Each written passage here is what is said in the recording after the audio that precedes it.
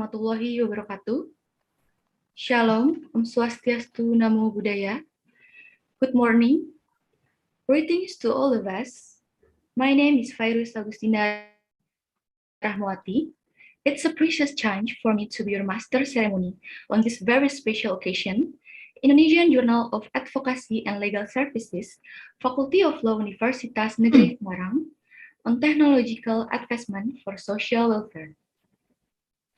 I would like to welcome the Honorable Dean of the Faculty of Law Universitas Negeri Semarang, Professor Dr. Rodia SPD SHMSI, the Honorable all of the Vice Dean Faculty of Law, also the Honorable Academic and Administration Staff of the Faculty of Law Universitas Negeri Semarang, and for all of the participants.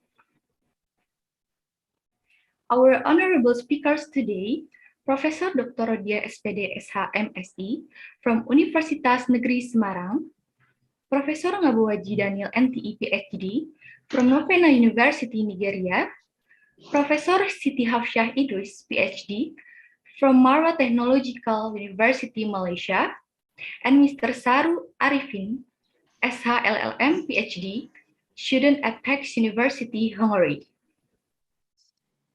First of all, Alhamdulillahirabbil alamin. Let's say thanks to Allah Subhanahu wa Ta'ala who has given us guidance, happiness, healthy, and mercies so we can attend and participate in this special event.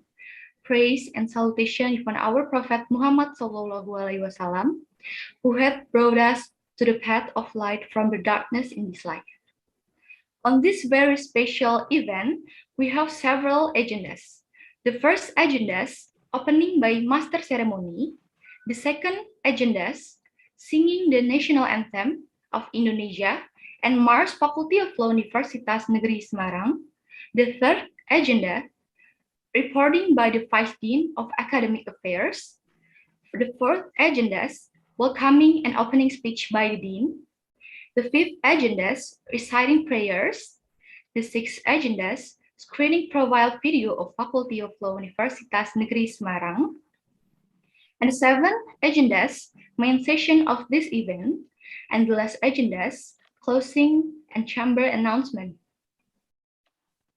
Well, ladies and gentlemen, let's begin to the first section by singing the national anthem of Indonesia, Indonesia Raya. All the guests and audiences, please stand.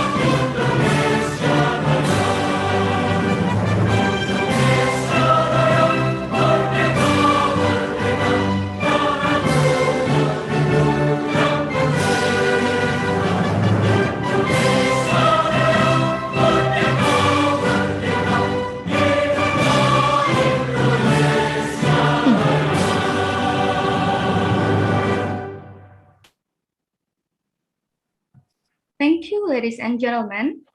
Please be sitting. For the next song, singing Mars Faculty of Law Universitas Negeri Semarang.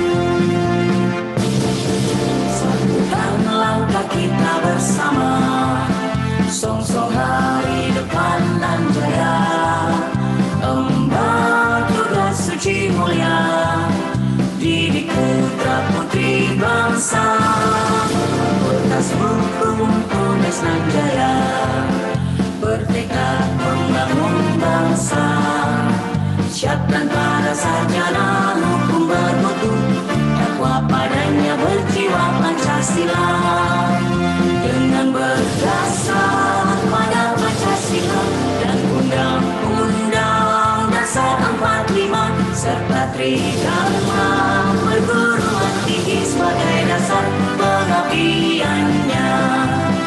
Majulah fakultas kita, jayalah selamanya, memelihara dan mengembangkan ilmu hukum yang berkeadaban. Fakultas Hukum UNES Semarang siap sedia sosok kemajuan zaman.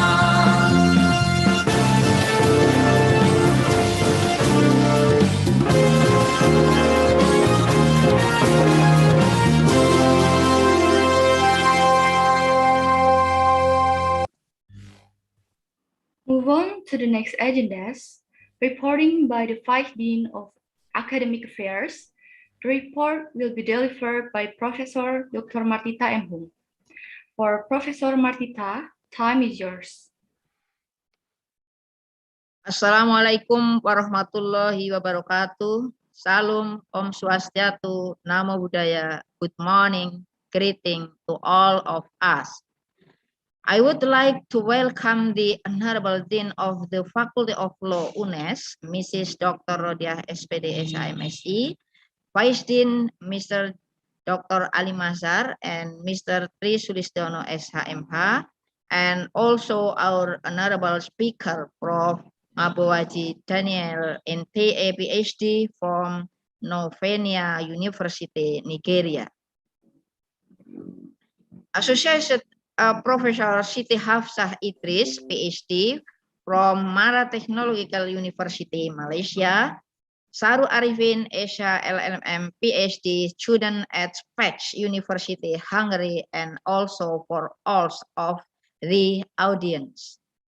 First of all, Alhamdulillahirabbil alamin. Let's say thanks to Allah Subhanahu wa Ta'ala, who has given us guidance, happiness, healthy, and mercy, so we can attend and participate in this special event without any obstacle, praises and solution upon our Prophet Muhammad Sallallahu Alaihi Wasallam, who had brought us to the path of right from the darkness in this life.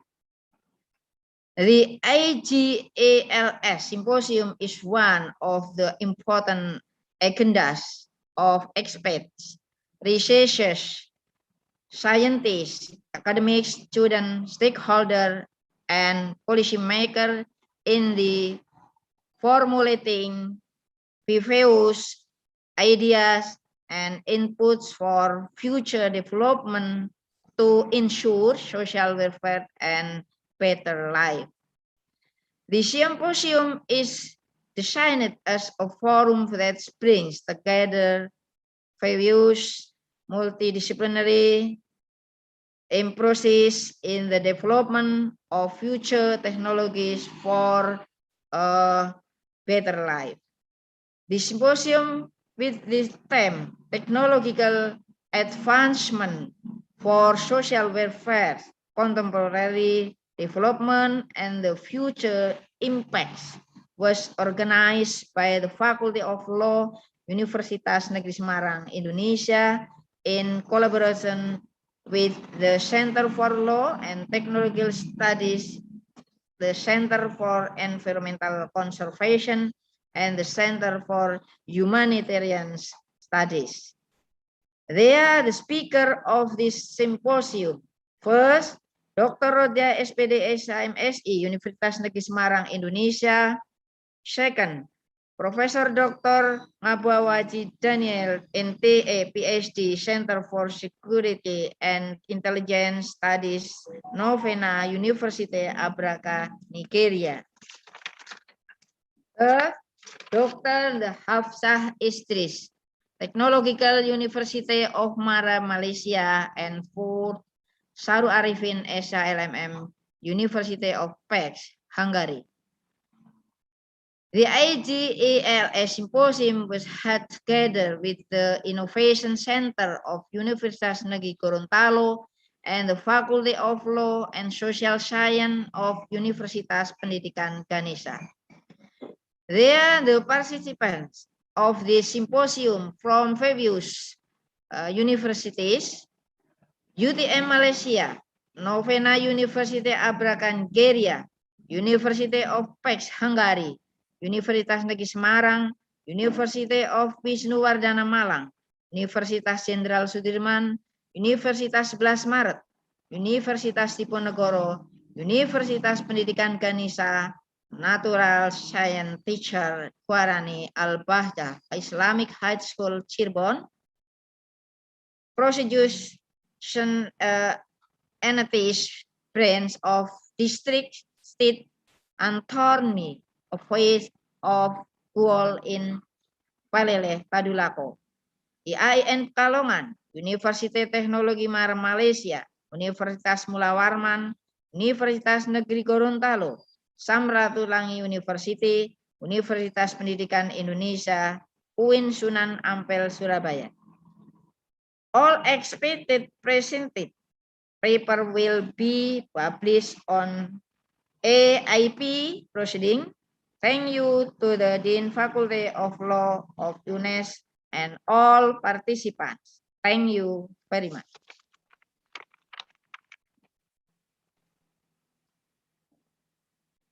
Thank you, Prof. Martita, for the report. The next agenda is welcoming and opening speech by the Dean, Faculty of Law, Universitas Negeri Semarang.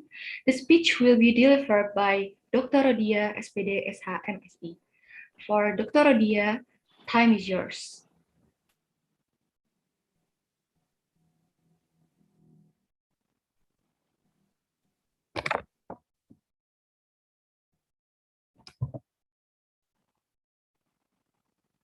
Assalamualaikum warahmatullahi wabarakatuh.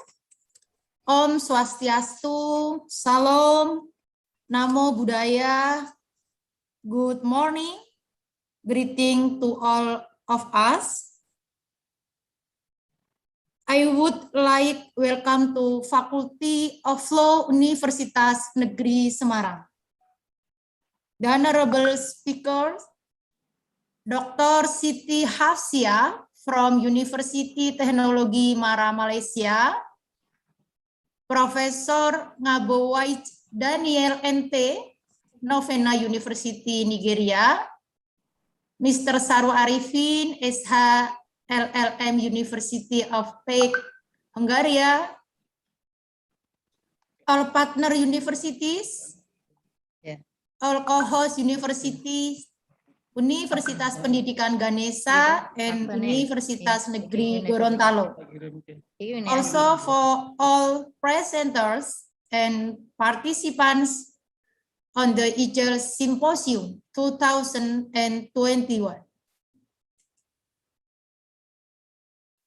IJALS Symposium 2021 actually organized by Indonesian Journal of Advocacy and Legal Service, and it is the first time to us organize the international symposium that accepted by Scopus AEP proceeding.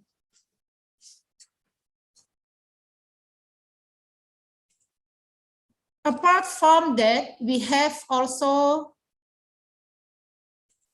successfully held several international conferences, like International Conference on Clinical Legal Education and International Conference on Indonesian Legal Studies. We expect for this symposium not only being a leading academic forum in multidisciplinary science, but also being able to nourish various input, ideas, and solution for the development of Indonesia, in particular, and the international community at large, both in legal, technological, and other relative aspects. I would like to take this opportunity to express my gratitude to all participants, presenters, speakers for all support, cooperation, and invaluable contribution to IJALS Symposium 2021. Finally, I would like to say being grateful is the highest morality manifested by commitment and integrity of law. Thank you very much. Wabillahi taufiq wal hidayah. Wassalamualaikum warahmatullahi wabarakatuh. Thank you, Mrs. Rodia, for the opening speech. For the next session, reciting prayers. The prayers will be guided by Qurtubi Al-Fadil. Assalamualaikum warahmatullahi wabarakatuh. Ladies and gentlemen, let us bow our head for a moment. Pray to God Allah Subhanahu wa Ta'ala so that our symposium can be precious to all of us. I will lead this prayer based on the teaching of Islam, and those who are not Muslims, you are pleased to pray according to each of your beliefs. Bismillahirrahmanirrahim. Alhamdulillahirabbil alamin. Hamda yuafi ni'amahu wa yukafi'u mazidah. Ya Rabbana lakal hamdu kama yanbaghi lil jalalika wajhikal karim wa azimi sultanik. Allahumma inna nas'aluka salamatan fid din wa afiyatan fil jasad wa ziyadatan fil ilmi wa barakatan fil rizqi wa taubatan qoblal maut wa rahmatan indal maut wa maghfiratan ba'dal maut. Allahumma gfir lana wa liwalidayna wa limuslimaini wal muslimat wal mu'minina wal mu'minat al ahya'i minhum wal amwat innaka sami'un qaribun mujibud da'awat wa ya qadiyal hajat. Oh Allah, guide and bless our hearts and our minds with the light of your guidance. Impart your supreme wisdom upon our activities. Help us to speak our minds clearly. Help us to listen to each other, respect each other, love each other, so that we are included to the blessed person. Oh Allah, protect us from unintended temptation, show us the right path, and give us knowledge and strength to perform good things. Equally, show us and make it clear the bad things and give us knowledge and strength to avoid them. Oh Allah, today, in this beautiful place, we gather here to bring about an Indonesian Journal of Advocacy and Legal Services Symposium on Technological Advancement for Social Welfare. Oh Allah, you are the one who can fulfill our dua. Rabbana atina fid dunya hasanah wa fil akhirati hasanah wa qina adzabannar. Subhana rabbika rabbil izzati amma yasifun wa salamun alal mursalin walhamdulillahi rabbil alamin. Amin amin ya rabbal alamin. Thank you so much. Thank you, Qurtubi, for reciting prayers. Move on to the next agendas. Screening profile video of Faculty of Law Universitas Negeri Semarang. Semarang adalah salah satu dari 5 kota metropolitan terbesar di Indonesia. Dengan segala keunikannya, Semarang menjadi salah satu kota tujuan masyarakat untuk menempuh pendidikan tinggi yang sangat diminati. Berbagai universitas terbaik tersebar di sini. Salah satunya Universitas Negeri Semarang. Sebagai universitas yang mengemban visi berwawasan konservasi dan bereputasi internasional, UNES hadir untuk memenuhi tantangan perkembangan zaman untuk menciptakan generasi dan peradaban yang unggul serta berkarakter. Ketika mata melihat kebenaran, namun lisan berucap kebohongan, di sanalah keadilan perlu ditegakkan. Ketika mata menjadi saksi kebenaran, namun lisan tak mampu menyalahkan. Di sanalah hukum dibutuhkan. Hukum ada untuk membela yang benar. Fakultas Hukum UNES siap mewujudkan visi misi UNES untuk menyiapkan para ahli hukum yang unggul. Fakultas Hukum UNES saat ini membuka 2 program, yaitu Sarjana Ilmu Hukum dan Magister Ilmu Hukum. Didukung dengan 8 gugus pengembang, 8 klinik hukum, 8 pusat kajian dan studi, serta 12 daftar jurnal. Fakultas Hukum UNES dengan gegap gempita dan bahu-membahu terus melakukan akselerasi demi terwujudnya reputasi lembaga yang baik. Maka tak heran Fakultas Hukum UNES telah memperoleh capaian akreditasi A. Mahasiswa-mahasiswa terbaik Fakultas Hukum UNES terus mengukir prestasi yang membanggakan karena didukung kerjasama dengan berbagai lembaga, baik di dalam maupun di luar negeri, sebagai bentuk peningkatan kualitas akademik dan perwujudan visi dan misi fakultas. One of the subjects I'm teaching in the Faculty of Law is Theory of the States. Here I discuss with the students some topics including the definition of the states, the essence of the states, and the rule and the function of the states, and also the forms of the government. Not only we discuss about the theories, we also trying to apply those theories into some cases. For example, we discuss about the United States of America. So here we discuss about the forms of the government and also the history of the United States, and then try to compare those case of United States with other cases. For example, the case of United Kingdom, Singapore, and also Indonesia.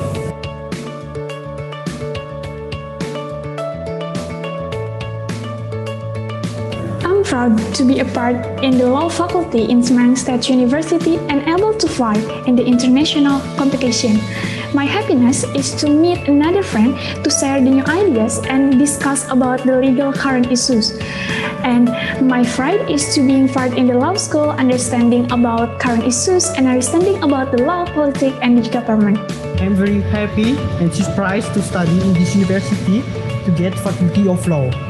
There's a lot of thankful for all of lecturers who share us their experience to find our dream and to achieve our goal. Thank you for all of my friends. Thank you for this university to get me a chance to prepare my future and to be an excellent student from this university. Thank you. Hi, my name is Faizal Aditya Bagaskara and I studied in Law Faculty. It is very amazing that I can study in Faculty of Law UNES, especially become the part of international class. It's such a nice place to study in here and the neighborhood is very friendly and you can find the lecture is very nice. So I hope from here that I can get the jumping stone for my better future. Thank you. Halo, apa kabar? Nama saya Adrianus Hadi Darmawan Satrio. Saya biasa dipanggil Sandi. Saya adalah mahasiswa Fakultas Hukum UNES angkatan 2008. Saya sekarang bekerja di Konsul Jenderal Republik Indonesia di New York. Saya teringat waktu saya belajar di Fakultas Hukum Universitas Negeri Semarang, walaupun gedungnya tidak sebagus sekarang, namun dosen-dosennya di sana semua sangat membantu, selalu memberikan ruang dan media berdiskusi untuk kami memahami mata kuliah. Dan juga ikatan antar mahasiswa sangat erat sehingga kami dapat saling mengerti bersama dan sukses bersama. Oke, Viva Justicia. Saya di Fakultas Hukum mengajar hukum tata negara, khususnya hukum acara MK. Dalam buku saya yang pertama kita kembangkan teori MK dari negatif legislature ke positif legislature, yang intinya putusan MK bisa bersifat mengatur. Ke depan saya akan mengembangkan teori baru lagi, yaitu Mahkamah Konstitusi dalam perspektif socio-equilibrium, yang intinya bahwa putusan MK kita seimbangkan antara porsi keadilan, kemanfaatan, dan pasti. Menjadi fakultas hukum yang berwawasan konservasi, bereputasi internasional berkarakter Pancasila, merupakan kecerdasan untuk merespon revolusi industri. Mahasiswa harus memiliki literasi, big data, digital, kemanusiaan. Kemanusiaan ini tidak bisa dibentuk seketika tetapi melalui proses pembelajaran di Fakultas Hukum. Sehingga mahasiswa harus berprestasi, berkarakter, dan berketerimaan kerja. Disinilah percepatan untuk mahasiswa dengan fasilitas Fakultas Hukum UNES memiliki 8 gugus, 8 klinik hukum, dan memiliki 9 pusat studi. Bahkan kita berakreditasi A dan memiliki rombel internasional. Dengan percepatan lulus di dalam kampus merdeka, belajar merdeka, kita akan efektifkan semester genap 2020. Mari hebat menjadi penegak hukum bersama Fakultas Hukum UNES. Well, ladies and gentlemen, finally, we come to the main event of the Indonesian Journal of Advocacy and Legal Services, Faculty of Law Universitas Negeri Semarang, on technological advancement for social welfare, which will be guided by our moderator, Dr. Sangayu Putrahayu SH.MH, from Faculty of Law Universitas Negeri Semarang. Please allow me to read moderator's curriculum. Dr. Sangayu Putrahayu SH.MH. She was joining to Faculty of Law Universitas Negeri Semarang with Private and Commercial Law Department in March 2019, an assistant professor who is teaching contract drafting, private law, obligation law, and investment law. The primary research interests are investment law, mining law, contract law, public contract, oil, and gas contract law. Her educational background, she took the doctorate degree in law and master degree in law at the Universitas Erlangga, while her bachelor of law from Universitas Udayana. For Mrs. Sangayu, time is yours. Thank you, Ms. Virus, our Master of Ceremony. Can you hear my voice? Yes. Okay. Ladies and gentlemen, thank you for preparing yourself to join our symposium. Assalamualaikum warahmatullahi wabarakatuh. Good morning. Respectable Dean of Faculty of Law, Universitas Negeri Semarang, Dr. Rodiah SPD, SH, MSI, the Honorable Vice Dean of Faculty of Law, Universitas Negeri Semarang, the distinguished invited speaker, Prof. Ngabuaji Daniel Nte, PhD from Novena University, Nigeria, Siti Hafsyah binti Idris, PhD from University Teknologi Mara, Malaysia, Dr. Rodiah SPD, SH, MSI from Universitas Negeri Semarang, and Saru Arifin, SH, LLM from University of Pax, Hungary. The Honorable Faculty Member, the Honorable all participant and presenter, welcome to our IJALS Symposium on Technological Advancement for Social Welfare. My name is Sangayu Putrahayu. It's an honor for me to become the moderator today. This symposium is one of the events of IJALS Research Week 2021. This symposium is specifically designed to be a forum for researchers, academics, and practitioners in the development of various technical issues in multidisciplinary approach, including law, peace and security, intelligence studies, socioeconomics, environmental studies, health science, engineering and technology, and various related issues on technology in multiple aspects.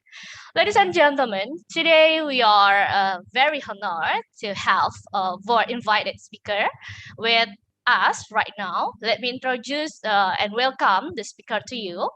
The first speaker of this panel is Siti Hafsyah binti Idris, PhD. Hello, good morning. Good morning, Dr. Siti. Are you with us? Okay. Siti Hafsyah binti Idris, PhD, is a senior lecturer from the Faculty of Law, University Teknologi Mara, Malaysia.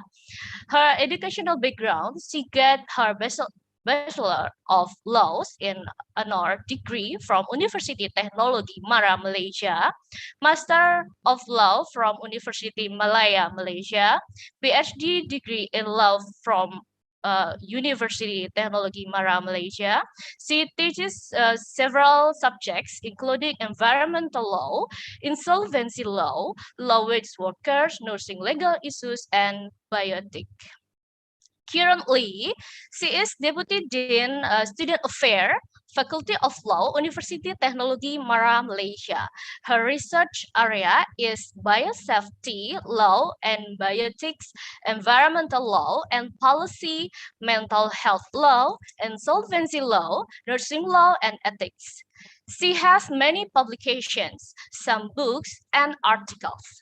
The one of her articles is Beyond Ethic, Human Right Approach in Mental Health Issues. At this symposium, she will be presenting a paper about bioethics policy, problems, and challenges in the contemporary condition. Thank you for joining us, Dr. Siti Hafsyah. Call again. Good morning, Dr. Siti Hafsyah. Okay. Our next speaker will be Dr. Rodia. Dr. Rodia, SPD, SH, MSI, is from Faculty of Law, Universitas Negeri Semarang. She is Dean of Faculty of Law, Universitas Negeri Semarang. She finished the Doctorate of Law from Universitas Diponegoro, Semarang. She teaches several subjects, including legal drafting, legal research method, legal regional autonomy law, environmental law.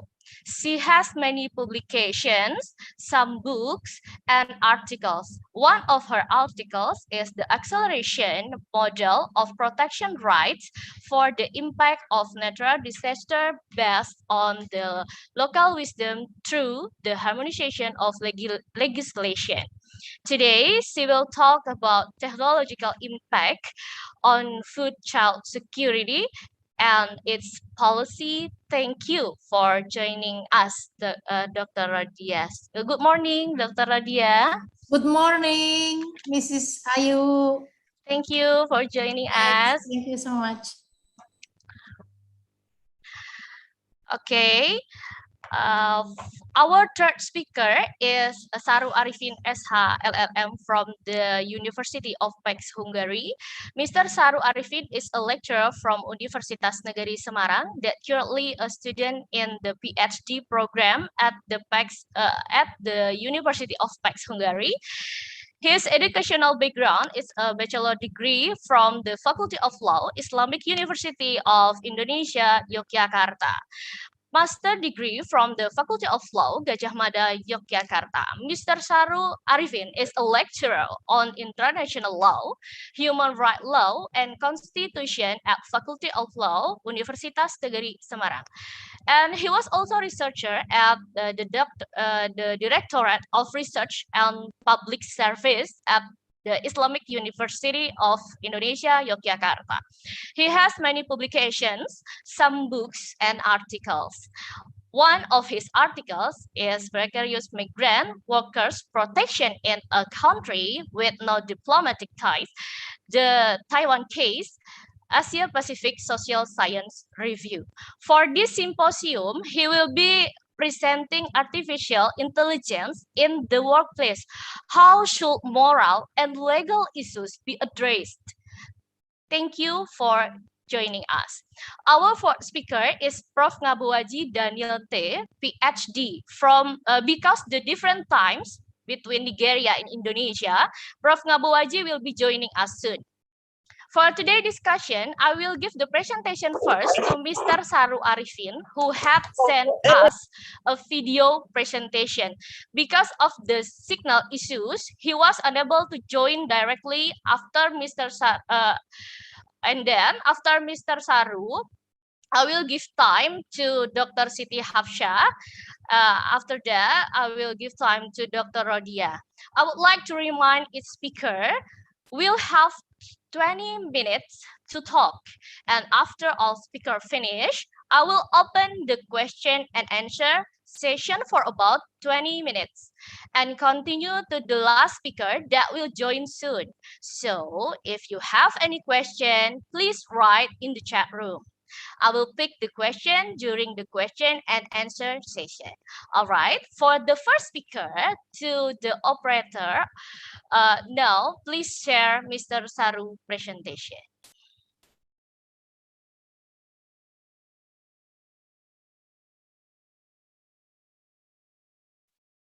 Assalamualaikum warahmatullahi wabarakatuh. Good morning, everyone. The Honorable Dean and the Deputy Dean of the Faculty of Law, Semarang State Universities, distinguished speakers, audience, and all the committee. First of all, I would like to ask your apologies because I can't present my slides directly in this opportunity due to the problem of Wi-Fi signal in my living area. So I decided to record this presentation. Today, I would like to present my paper on AI in the workplace. How should moral and legal be addressed in today's Faculty of Law, Universitas Negeri Semarang Conference, September 30, 2021. So as the introduction, as we know that the fourth industry progresses by the emergence of artificial intelligence. Everyone now understand AI, and not only understand, but they has worked actually based on the AI. So these situations calls to debate that there are two sides of artificial intelligence at work, especially that my concern or my focus today to share with you. It can both create and also eliminate jobs. These contradiction sides have sparked further discussion today among the scholars, among experts of AI, morality, and law. I can summarize here that for some, AI presence will boost company productivity and profits. If we look at from this perspective, it is undeniable that the presence of AI great opportunity available for those. But some people, however, are concerned about AI's impacts on the labor markets, which they believe will be likely eroded by AI. So we'll see then in the next presentation about how is the AI influence to the labor markets. So based on this idea, then there are two questions that I will share with you today in my presentation. To what extent can we anticipate AI taking over human tasks, especially in the workspace, right? And in this situation, what role should the law and morality play? What are these two abstract rules that must complying with the AI present in our daily life? So before we are continuing to the main focus of the discussion today, let's see at a glance what is the concept, what is the meaning of the AI. Artificial intelligence, which is widely used in computer science, is a machine that was created as a result of recent technological advancements. I mean, what the idea that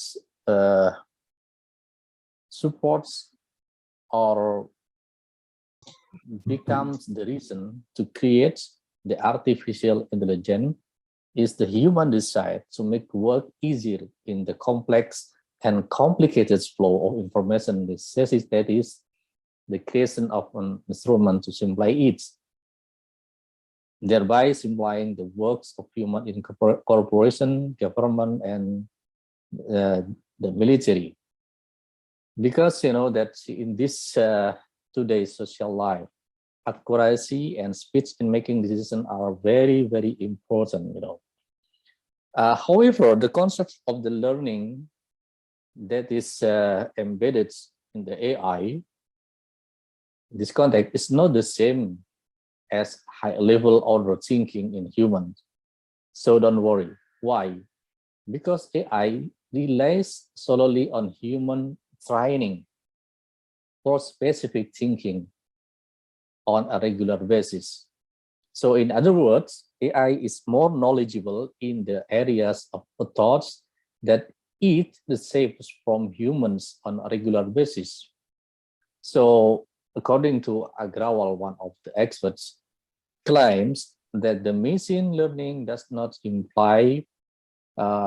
replacing humans in all aspects of recognition, but rather one specific aspect of intelligence. That is what he called a prediction. So the only thing what the human being wants is embedded to the artificial intelligence. The artificial intelligence will not occupy all the human mimic, all the human desires. So don't worry about that. So what are the advantages of the artificial intelligence? I have classified some areas that can get great benefits from the presence of the artificial intelligence. The first, in industry, you know that the emerging technologies have a significant impact on the workforce, as evidenced by their rapid growth. This is the moral question that will come to our mind. Without large number of employees, many large tech companies have achieved broad economic scale. Robots, for example, are already widely used in a variety of industry, and they are expected to spread to the consumer markets in the coming years. Basically, on the large technology that based on the technology like the car, like yes, of course, computer and other technology that need the technology information based, so they will likely use this AI in the future, right? In our daily lives, what are the benefits of the AI? Artificial intelligence already allows machines to perform a variety of human tasks, such as driving cars. Today, one of the greatest company in the US has created the car without driver. But this is still in the process, not the legally used in the publics, and also reacting to their environment, as well as providing virtual assistant and playing video games. Look at the simple example in our daily life. If you are, for example, click on something in YouTube, like you love to someone, your figure like football superstar like Lionel Messi or Ronaldo, if you click on the YouTube one time and then the following time, these two figures will rise automatically in your YouTube. Or maybe you love to particular foods in your channel, in your YouTube, then while you click one time, the other time that kind of foods will rise automatically in your YouTube. So these are the examples of how are the benefits of AI in our daily life. How about the advantages of AI in the context of law? This is very important because the audience, I think, here are mostly from the law school or politicking. So there are some studies that I have compiled that the AI has benefits. One, in the lawyering practice. Professor Robert Krutov, in his study in 2019, suggests that judges begin to open themselves to up to AI in the judicial work as a result of the technological advancement. The others scholar like Blair Mariano has more concrete suggestion on how to use the AI in the works of lawyering. He suggested in this regard, such as adjusting the common law, like the country that's adopt or use the common law system like in US and UK, which is based on the historical judgment to make advantage of AI to recurse past cases, making it easier for the current judge to find their argumentation from the past. So I think not only in the common law system, but in the civil law system like Indonesia can get benefits from the usage of AI in the context of finding the past decision conducted by the past judge on the same problem that they have to find the decision record. So if someone here, maybe student or scholar, will contribute yourself to dedicate it to this work, it will be very promise for your career, I think. You just creating the system that AI can be embedded in that by collecting the past just a decision on the particular topic, and then you provide them, or you provide your works to the courts. I think it will very benefit not only to the court but also for the lawyers and also for the scholars in the university. And then how is consequences to the law school? William Henderson has the answer to this one. He is a professor at Indiana University, Maurer School of Law, has argued that the legal processing engineering has changed and will continue to change law practice, necessitating the acting of process engineering skill in law school. So, in other words, Professor Henderson proposed to the law school not only teach his student on what is the law in the text, like whites and blacks paper, but they have to consider to adopt this progress of the technology, what we call with the AI, to be embedded in school curriculum. So that are some benefits of AI in the context of lawyering and law school. And how are the benefits of the AI in the government, private, and medics? AI is now widely used to assist government and private sectors workers. In fact, many decisions that were previously made by humans are increasingly being delegated to automated AI system. In Europe, for example, according to studies in 2021, only 5% European clinicians who responded used AI, because this is not becomes the massive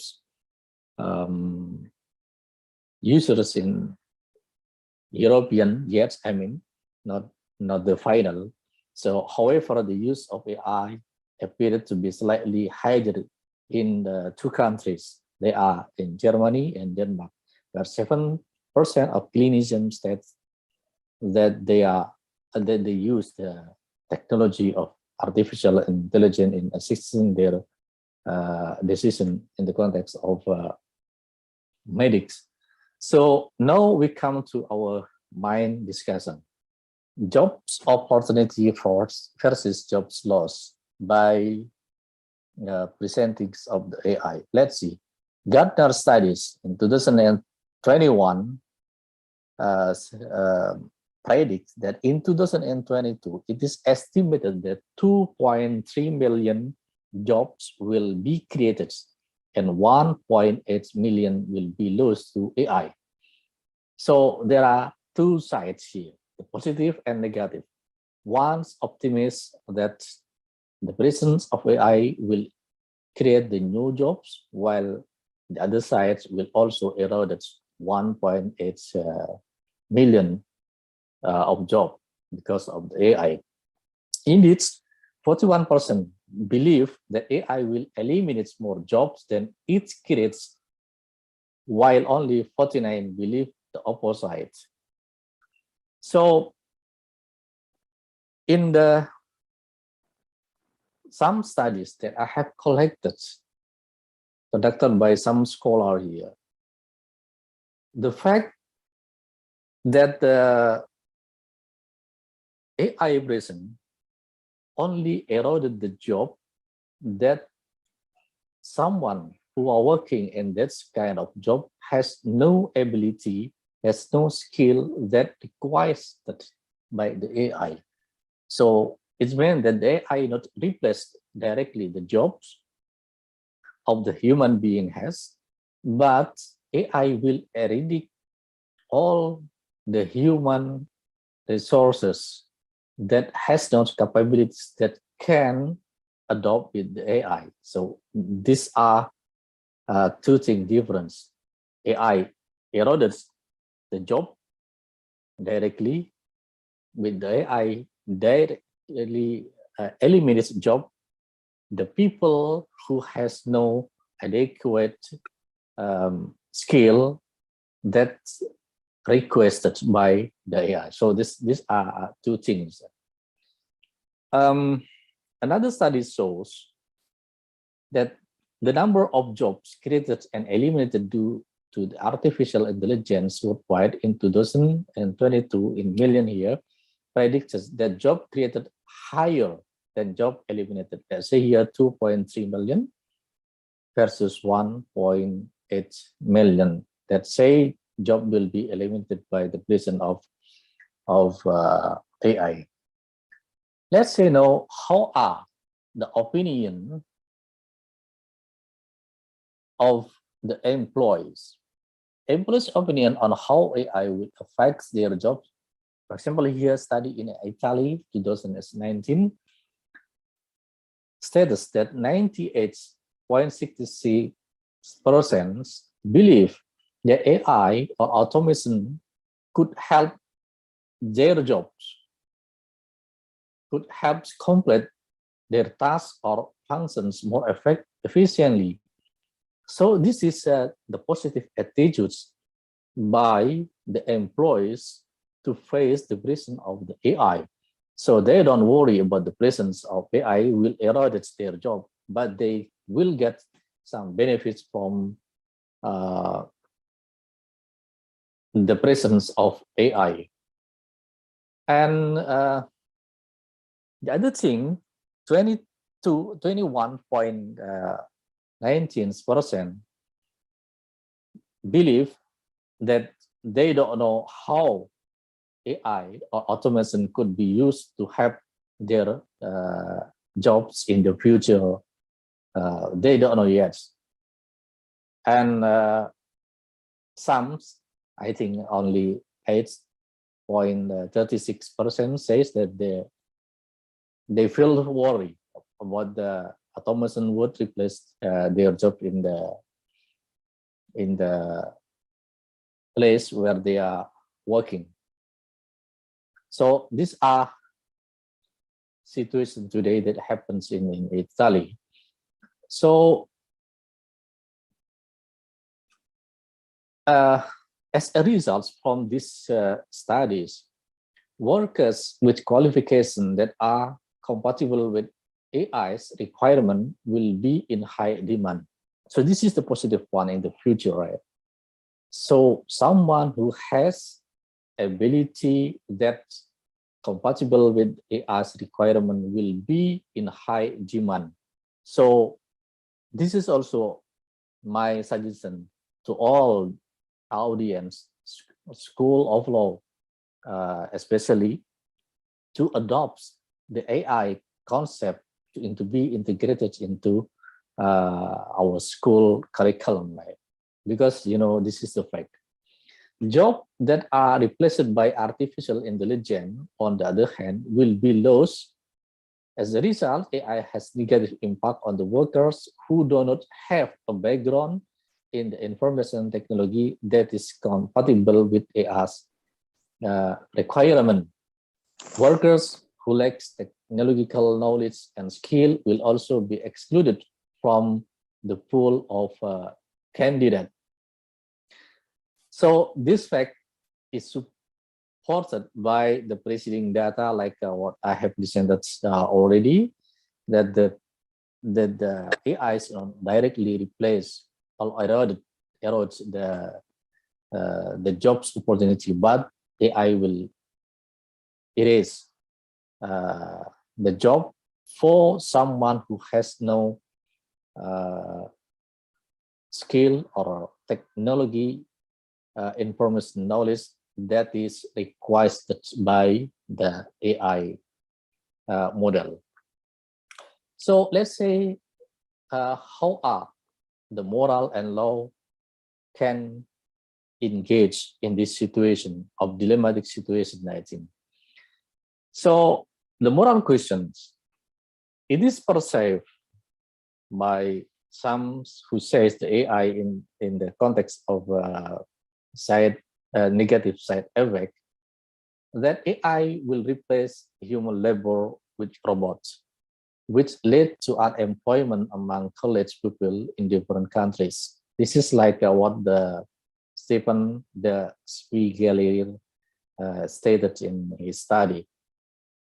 So my reflection then, if a company wants to make big profits at a little price in the context, because it does not have to pay many people, but enough to use robots, which can only be controlled by a few people who are expert on the robot and its work.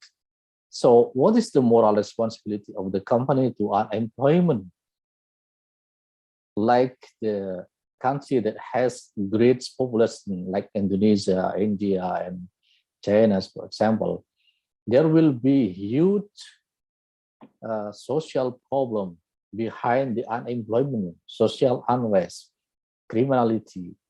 So what is then the moral responsibility of the company in such situation? How does it show empathetic support for unemployed families? And then what does welfare mean for the community?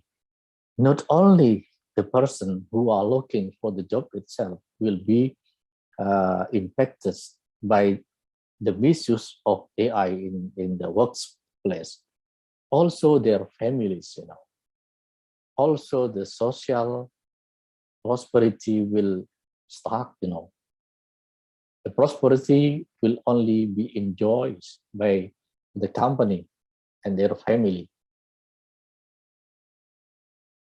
So in order to provide legal certainty on moral dilemmas in the workplace, the law must define clear boundaries for what AI is provided, and which limits should not be violated by AI users.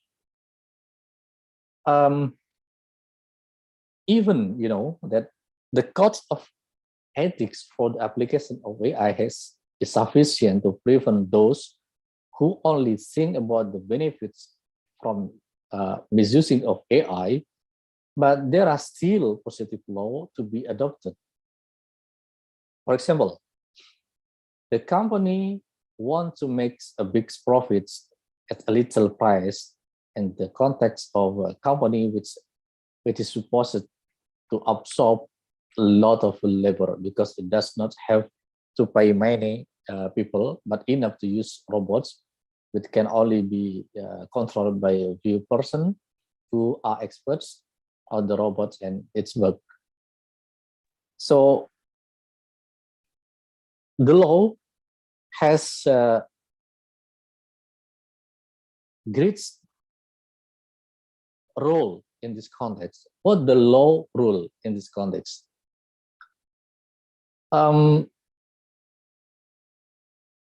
Law that provides its users with the clear guideline so that it fits into the context of which AI is intended. AI is intended by its creators to help only people make complicated and complex problems simple and easy so that they can better, efficient, and quickly support human productivity. So these are the main philosophy, the intended of the creating AI, not to replace human being position in their workplace, but to make their job more easy, efficient, and more productive. That is the basic idea of creating the AI. So according to the mission statement of the IEE Global Initiative on Ethics and Automation of Intelligent Systems, the organization's goal is to ensure that every stakeholder involved in the design and development of autonomous and intelligent system is educated, trained, and employed to prioritize ethical consideration so that these technologies are advanced for the benefits of humanity. So as consequences, then the business, government, and military worlds, there are several legal principles that can be normalized into legal rules regarding AI. First, the intent and purpose of AI must be clearly stated in the rules for its use. So for example, if you are somebody have a company, your own company, this must be stated clearly in your company regulation, or maybe you can propose this idea to the national regulation, that one thing that have to be clearly stated in the rules for its use intention. The goals of AI is to assist, not to replace. This is the basic principle. This statement must be made right away in order to provide clear direction to future AI users. As a result, there is no risk of AI being misused in the business, government, or military. The second one, the rules for using AI must be emphasized in terms of the characteristic of AI-enabled jobs. The regulation of AI job limit is necessary to ensure that AI does not replace all human labor and that society does not experience mass unemployment. This limitation can also be one of the proportion of human labor and AI that can be mathematically negotiated between the government, the regulator, and business people, or between the government and the military with the people representatives or the PR here as a society representative.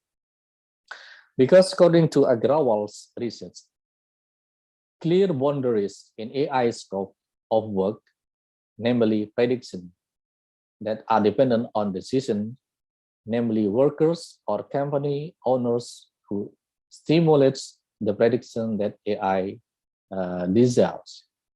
So he believes that AI will not necessarily replace workers' job, but that worker skill will need to be adjusted to the prediction and required by AI in order for AI to assist the bettering the works of production of a company. And the third, what should be included in the regulation is that the legal rules governing the use of AI, the supervision of the enforcement of the rules must be made clear.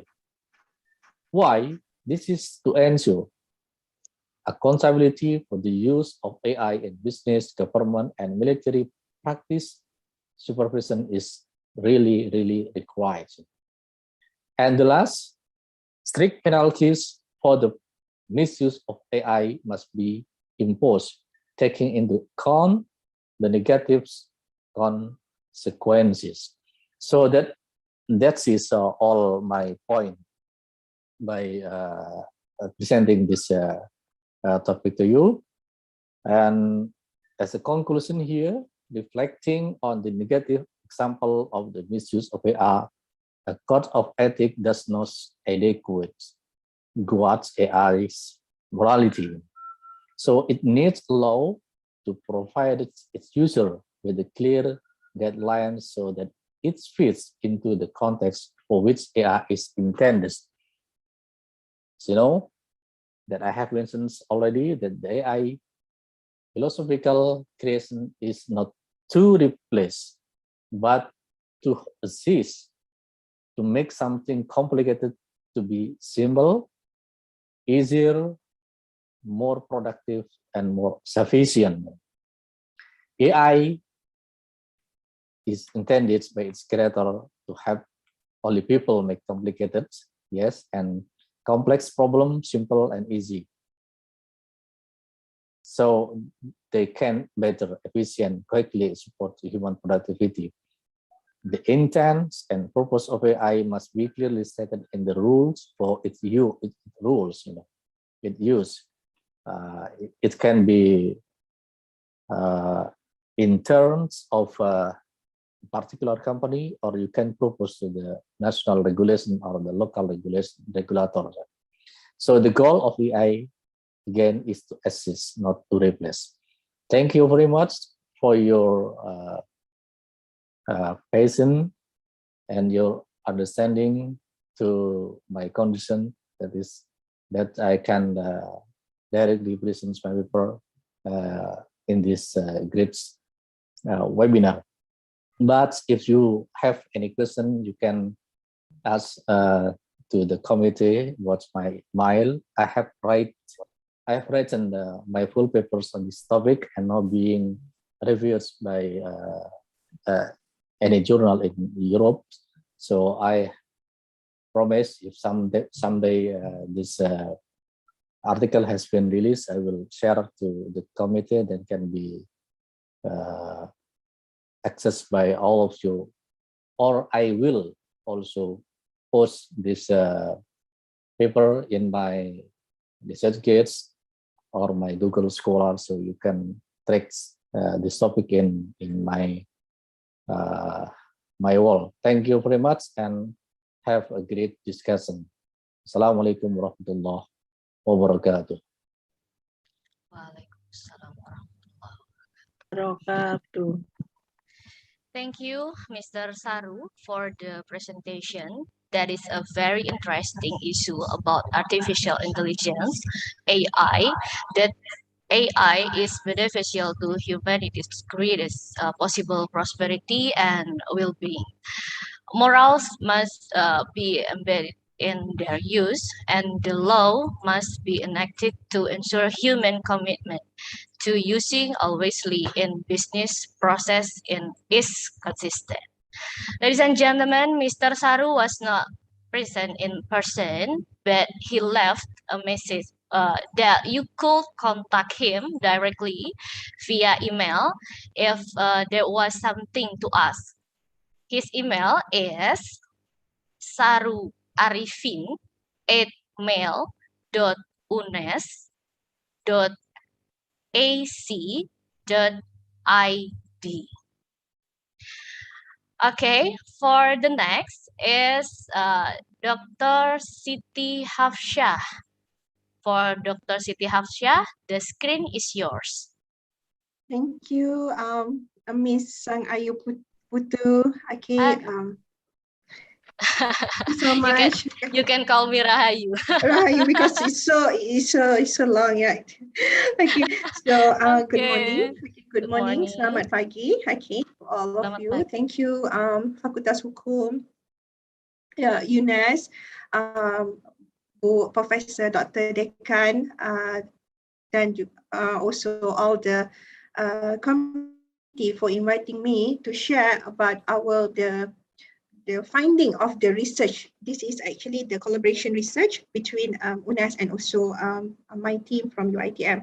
So what I will share today is actually on what is the preliminary finding to our research, okay, which is on bioethics. So let me share slide this one.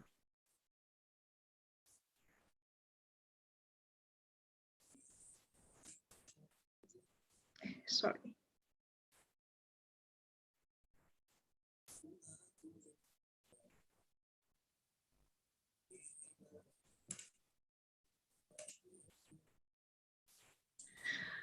Okay, Bismillahirrahmanirrahim. Okay, the topic that was given to me is on bioethical issues of genetically modified crops, which will focus on the rights of the farmers. When we talk about genetically modified crop, it's actually it has been here, it has been with us, and every day, in fact, in our market, we do have these genetically modified crops or genetically modified organism. Even we have GM foods. In short, we call it as GM foods, GM, genetically modified. Okay, either we have GMOs or genetically modified organism, or we have the products of the GMOs, which is the crops and also the food. So we are living with these GM foods already been for years since it's been invented back in 1990s. So the issues is actually still revolving on the issues of ethics, whether it is ethics or not. But we are living in that. We are used with these GM foods already. So no matter how it has been approved, okay, we have the laws. In fact, Malaysia, we do have the law on biosafety law, even though it's a more procedural, which the law is actually to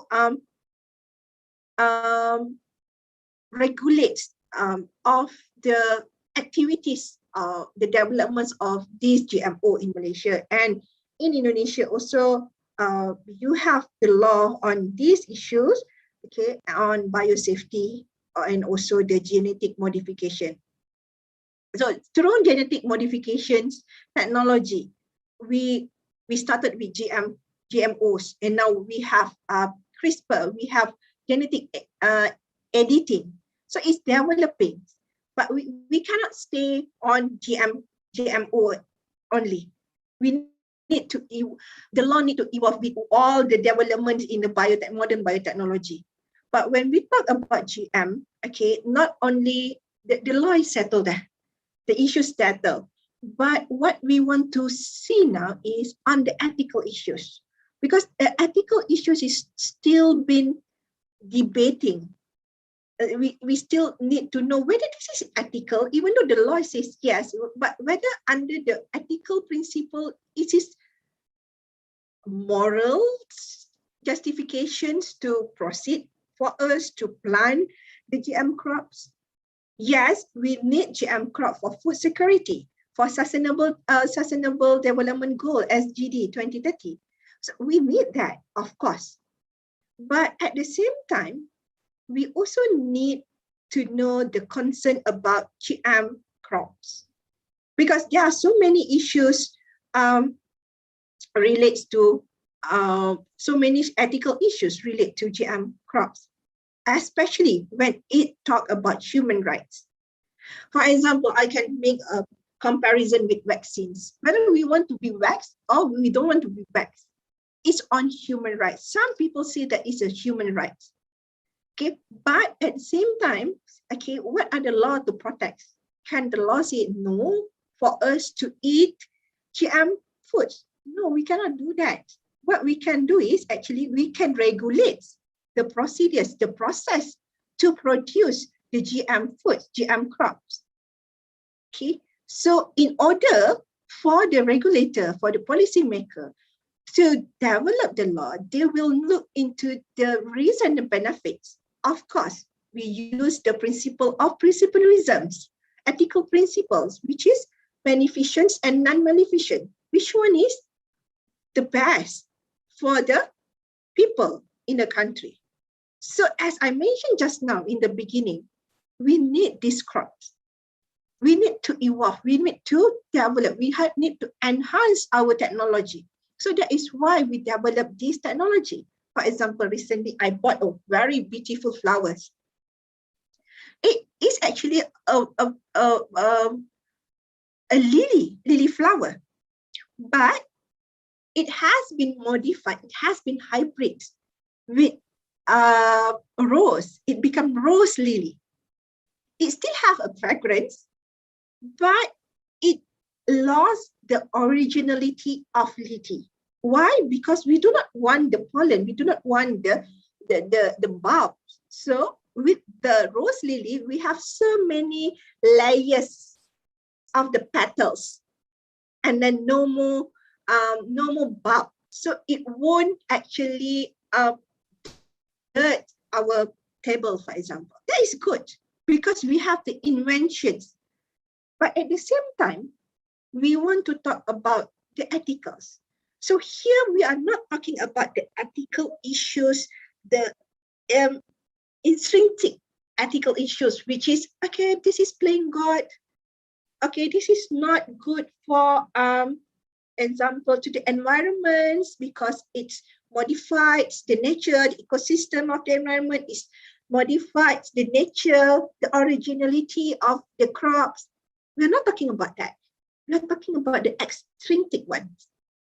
The one that we think that this is correct, this is correct to do this, but at the same time, we need to think whether should we do this? Are they being protected or not? The human, from the perspective of the human rights. So when we talk about GM crops, okay, we have done with the consumer, the right of the consumer to take GM foods or not. That one is one thing. But the focus of our research is on the GM crops, on the farmers. So should the farmers, whether the farmers are really protected when they are actually planting or they are actually not planting the GM crops. Here, there are two types of farmers. Of course, we have GM crop farmers, and then we have non-GM crop farmers.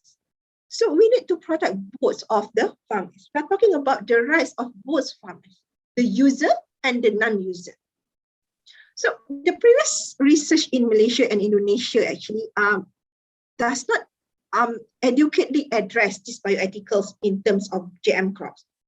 Normally they will talk about, okay, what are the laws, what are the regulations, these are the laws, the regulations, these are the challenges, these are the suggestions, okay? But yes, their one is actually in the enforcement part, on the implementation part, in the biosafety regulatory measures that has been gazetted to balance the developments of modern methodology and the protections of the environment and also human health. But when we go back to our constitutions, okay, the right to healthy environment, does we really protect the right of the farmers from their rights to have a healthy environment under the constitution? I believe this is not only under our constitution, Malaysia constitution, it is also stated in your constitutions, whereby we are entitled to have a right to healthy environment. Okay, not only to healthy life, also we have so many agendas under the SGD 2030. So sustainable health. Okay, so we need to ensure that the farmers' right of livelihoods are protected and not being disregarded by all these ethical principles, even though there's a law to protect them. They have IPs for the farmers, for the users, farmers, the farmers who use the GM crops, okay, they are protected under the IP. But we have to look from the ethical part, ethical side, whether this law is actually on their side, on the farmer side, or on the developer side, the company who produce the GM crops, the GM seeds, whether they get the benefit or not. So that is why we need to balance the principle just now, whether the principles of ethics, what are the indicators that the right of the farmers has been protected in these situations. Okay. And then another thing is on contractual justice. Yes, they have a contract. They have a mercantile under sale of goods. They have that clause. But on part of contractual justice, okay, they are limited. There are certain limitations in the contract. Okay, they have a clause there. Is it fair for the farmers? What happens if the farmers replant the seeds? They are not allowed under the contract because under the contract say that they can only use it for one term. Okay, but what if they use it on the subsequent seasons? Can they do that? And what happens if the crop is cause damage or cause loss to their land? So these are the issues that we need to see from the ethical aspects, from the bioethical principle. Okay, so that is why ethical principle usually very descriptive and difficult to be translated into the practice. So to ensure that the GM crop technology does not violate the fundamental human rights, okay, in this research is actually we focus on farmers. So ethical implication need to be carefully assessed. Okay, so this is actually the crops. Okay, so from the analysis and discussions, we see that, as I mentioned just now, there are contracts.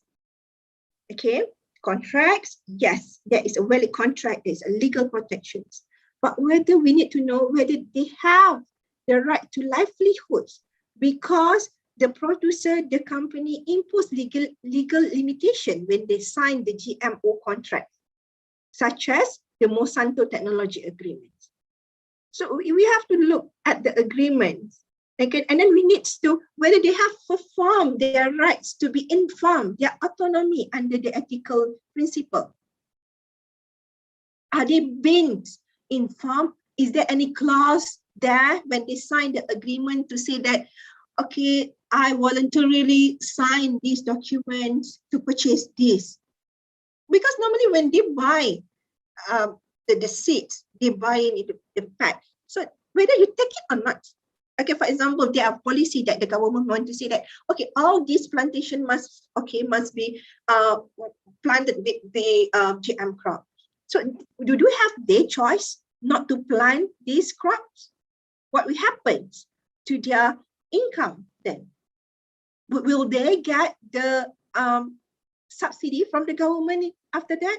So these are the issues that we need to also consider, even though it's illegal, they have a contract, okay, they have a right, but from the ethical part of it, we still need to look whether they are really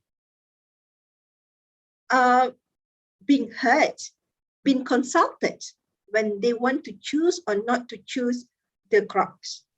Okay, and then when the seed company put the liability in the contract, so this also gives some hurdles to the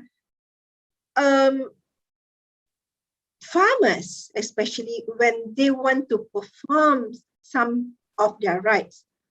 Okay, perhaps this is what happened in, whether it is related or not to the case, because from the research, from the literature review, it has been reported that some of the farmers in India, when they purchase the seeds and they didn't follow the contract, they replant the seeds. As a result, when they harvest the crops, it actually did not the same that what they promised when they purchased. And some of the crops is actually not successful. So then this lead to mental distress, mental health to their farmers, and some of them commit suicide. But who should be blamed here? Because they're aware of the law, they're aware that they can only purchase, can only plant it for one season, but they repurchase it because they don't have money to buy another seed. So we need to see also the ethical aspect from the moral obligation of the company to see whether they are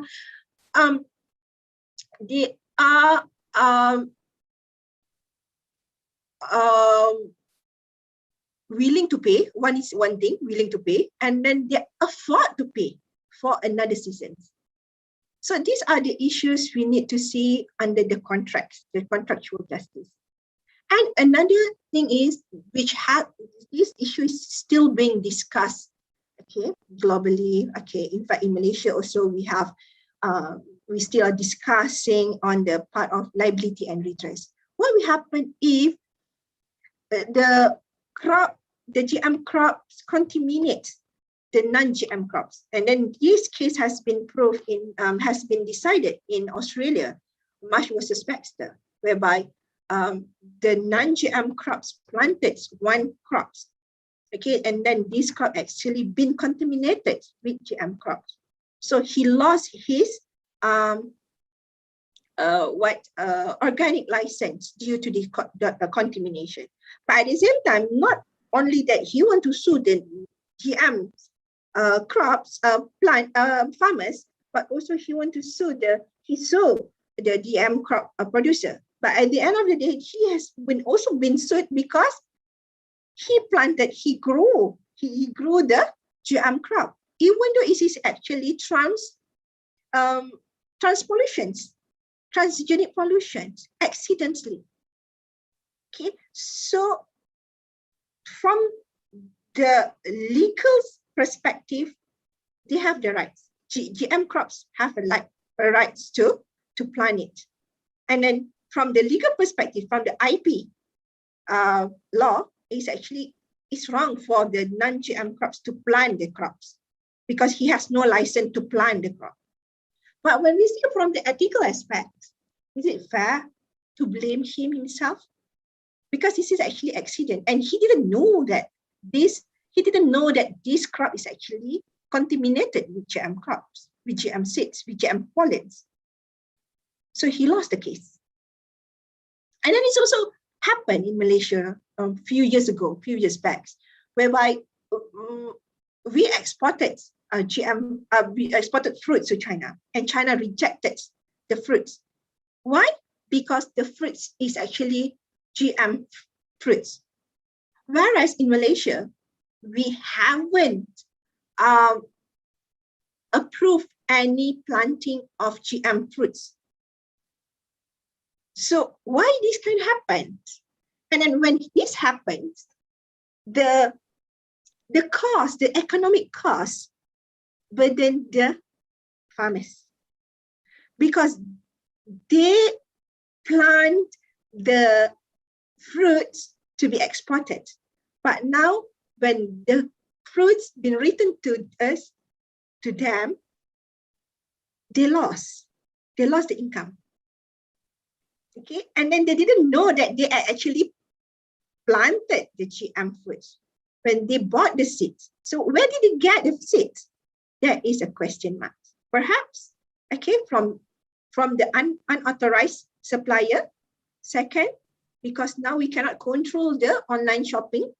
So these are the issues that we need to see, okay, from the ethical part. Okay, this is, okay, as I mentioned just now, legally is a valid. There has been protection, but ethically, is it justice to the farmers or not? So we need to think about that first.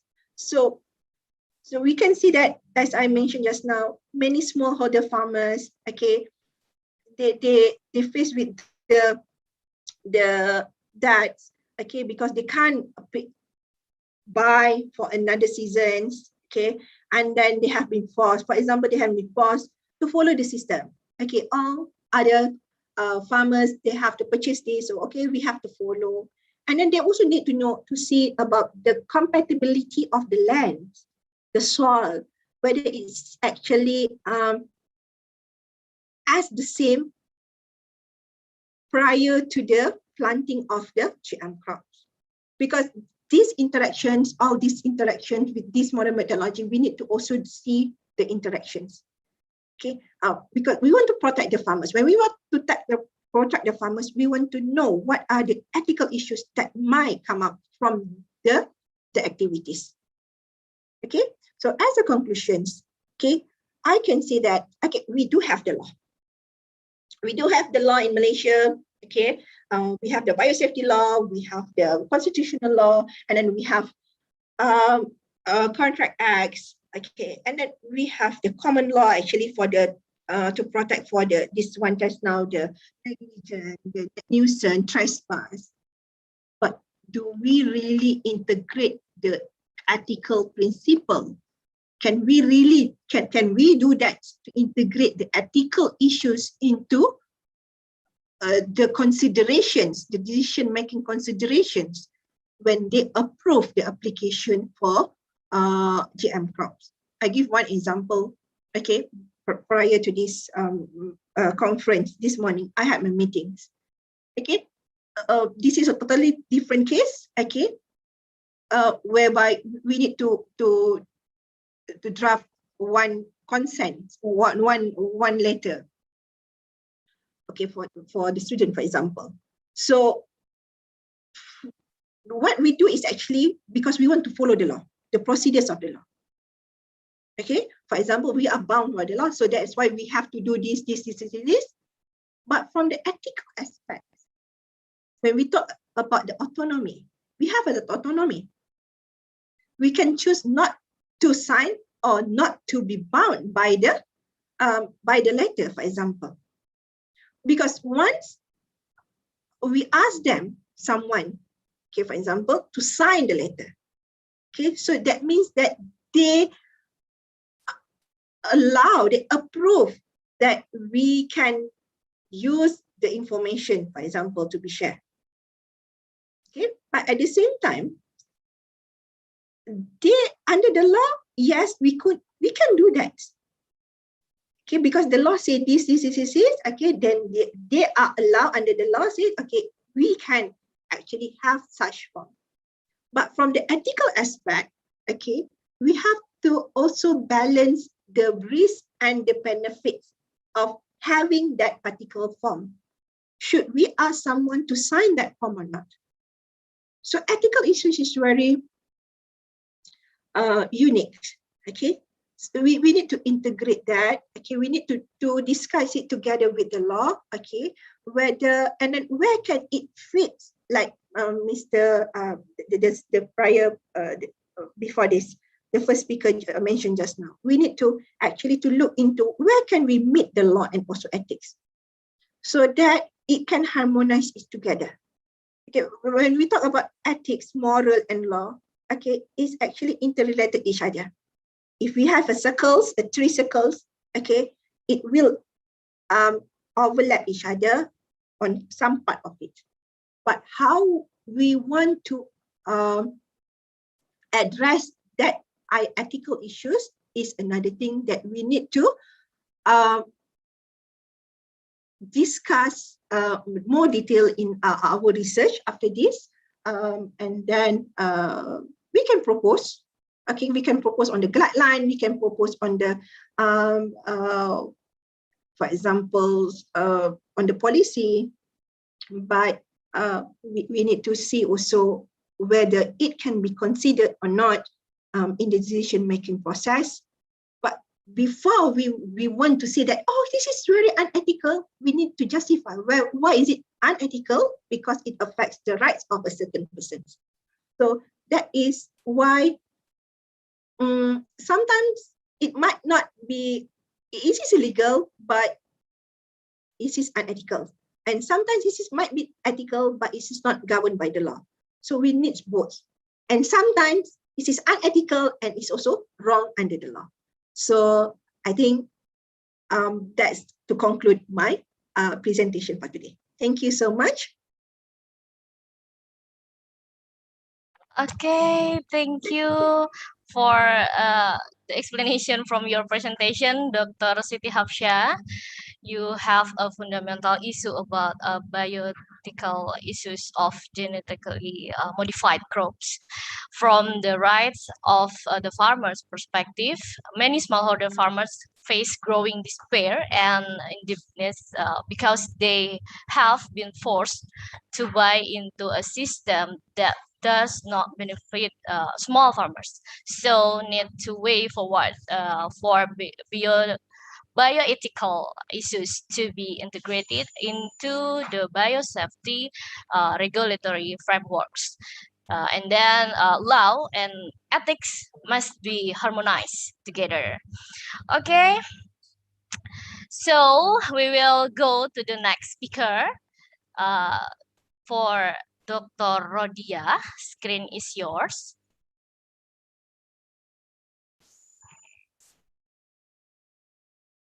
Dr. Rodia. Are you with us?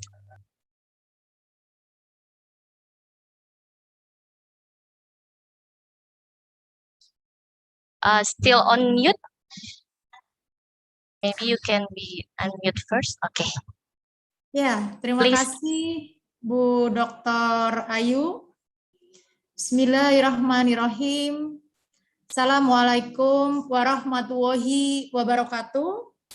Shalom, Om Swastiastu, Namo Buddhaya. Good morning. Semua yang saya hormatkan dari seluruh peserta sampai 571 dan salam terima kasih untuk narasumber Ibu Dr. Siti Hafsyah dari University Teknologi Mara, Malaysia. Para peserta simposium, saya akan memberikan pemantik dalam simposium ini dengan judul tentang digitalisasi kebijakan pembentukan perundang-undangan dalam keamanan pangan di Indonesia.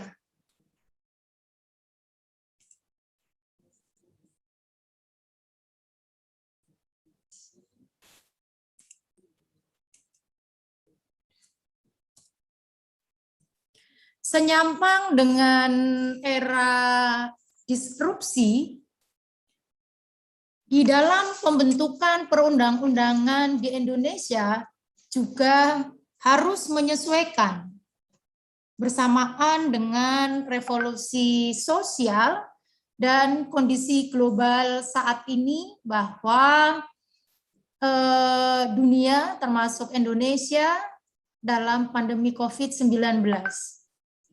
Maka terjadi pergeseran paradigma di dalam pembentukan regulasi perundang-undangan dan menuju kepada regulasio yang bersumber pada pembentukan regulasi multi-platform dan perubahan database regulasi. Tentu saja perubahan di dalam paradigma pembentukan perundang-undangan menjadi sesuatu yang urgent, strategis, harus dilakukan. Hal itu senyampang dengan visi dari Kementerian Hukum dan Hak Asasi Manusia pada tahun 2020-2024, bahwa Kementerian Hukum Hak Asasi Manusia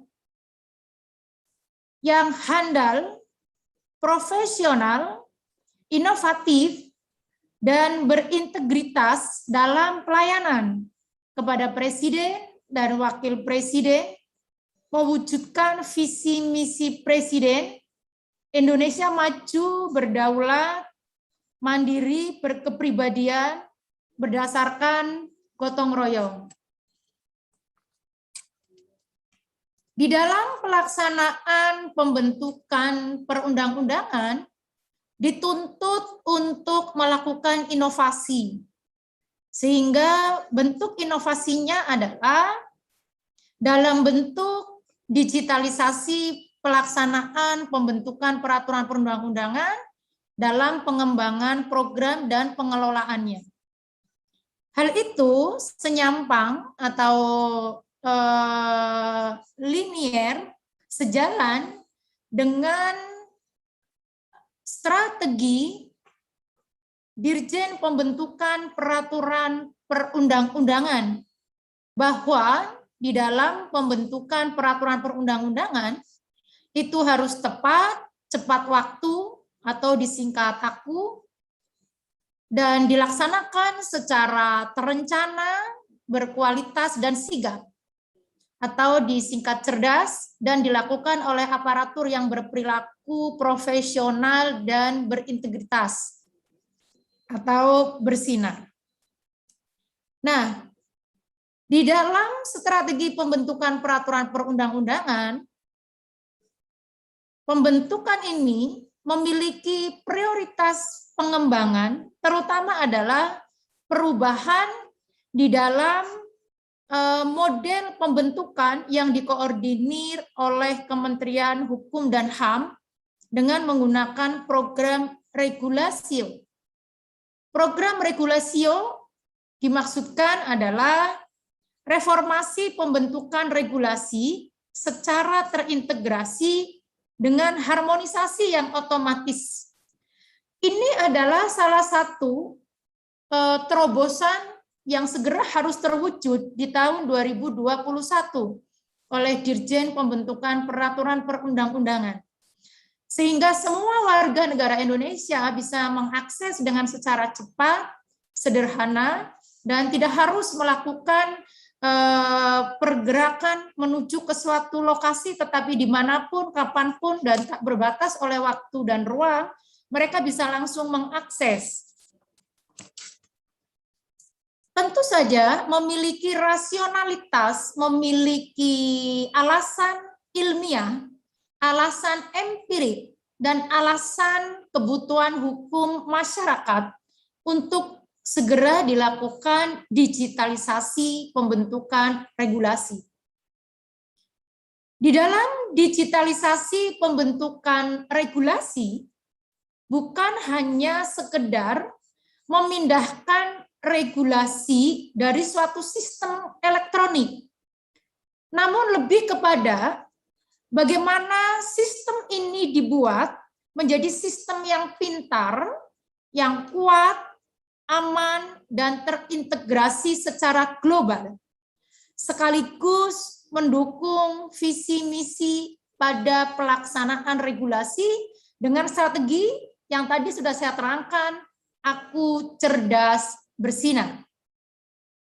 Hadirin peserta simposium, beberapa rasionalitas perlunya pengembangan program dan pengelolaan di dalam pembentukan peraturan perundang-undangan, tentu saja antara lain adalah ini menjadi catatan dan menjadi pemantik yang selanjutnya nanti bisa dilakukan sebagai bahan untuk penelitian para peserta simposium, para dosen, para mahasiswa, magister, sarjana, dan atau doktoral. Pertama adalah tentu saja menyesuaikan konsep aku cerdas bersinar dan regulasio yang merupakan sesuatu yang sudah urgent, mendesak, dan strategis. Yang kedua adalah inovasi ini menyediakan sumber database regulasi yang komprehensif dan terbacakan secara lugas sekaligus sederhana.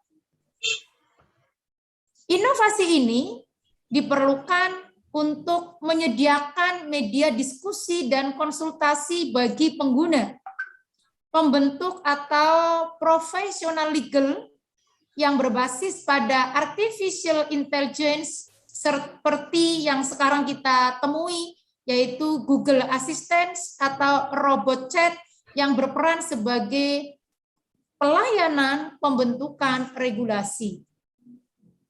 Rasionalitas inilah yang menjadikan di tahun 2021 di dalam pembentukan regulasi akan mempermudah bagi pelaksanaan pembentukan peraturan perundang-undangan sekaligus menyelesaikan masalah kredit di Indonesia, yaitu adanya obesitas peraturan perundang-undangan. Bersamaan dengan itu pasti terjadi banyak tumpang tindih. Ini adalah salah satu solusi sehingga dengan sangat cepat kita akan memperoleh database dan sekaligus kita akan dengan mudah di mana dan apa yang harus dilakukan dalam menyelesaikan dua hal masalah pembentukan peraturan perundang-undangan di Indonesia. Saya menawarkan 5 pilar di dalam digitalisasi pembentukan peraturan perundang-undangan yang harus dilakukan, karena ini adalah sebuah sistem yang harus segera dikembangkan yang sudah digagas oleh Kemenkumham.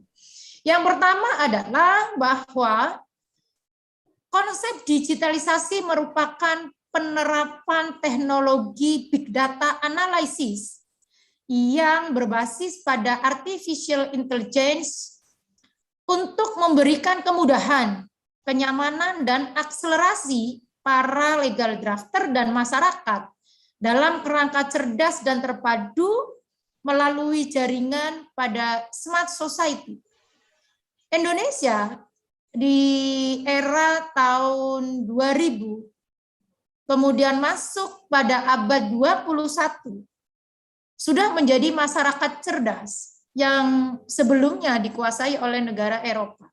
Bahkan hari ini setelah adanya pandemi COVID-19, sesuai dan adaptasi terhadap kebutuhan dan keadaan global dengan dinamika yang luar biasa, saya berani mengatakan bahwa hampir 80-85% internet sudah dimiliki, yang tergambar dari dimilikinya smartphone nyaris pada semua level atau masyarakat yang ada di Indonesia dengan berbagai macam penggunaan.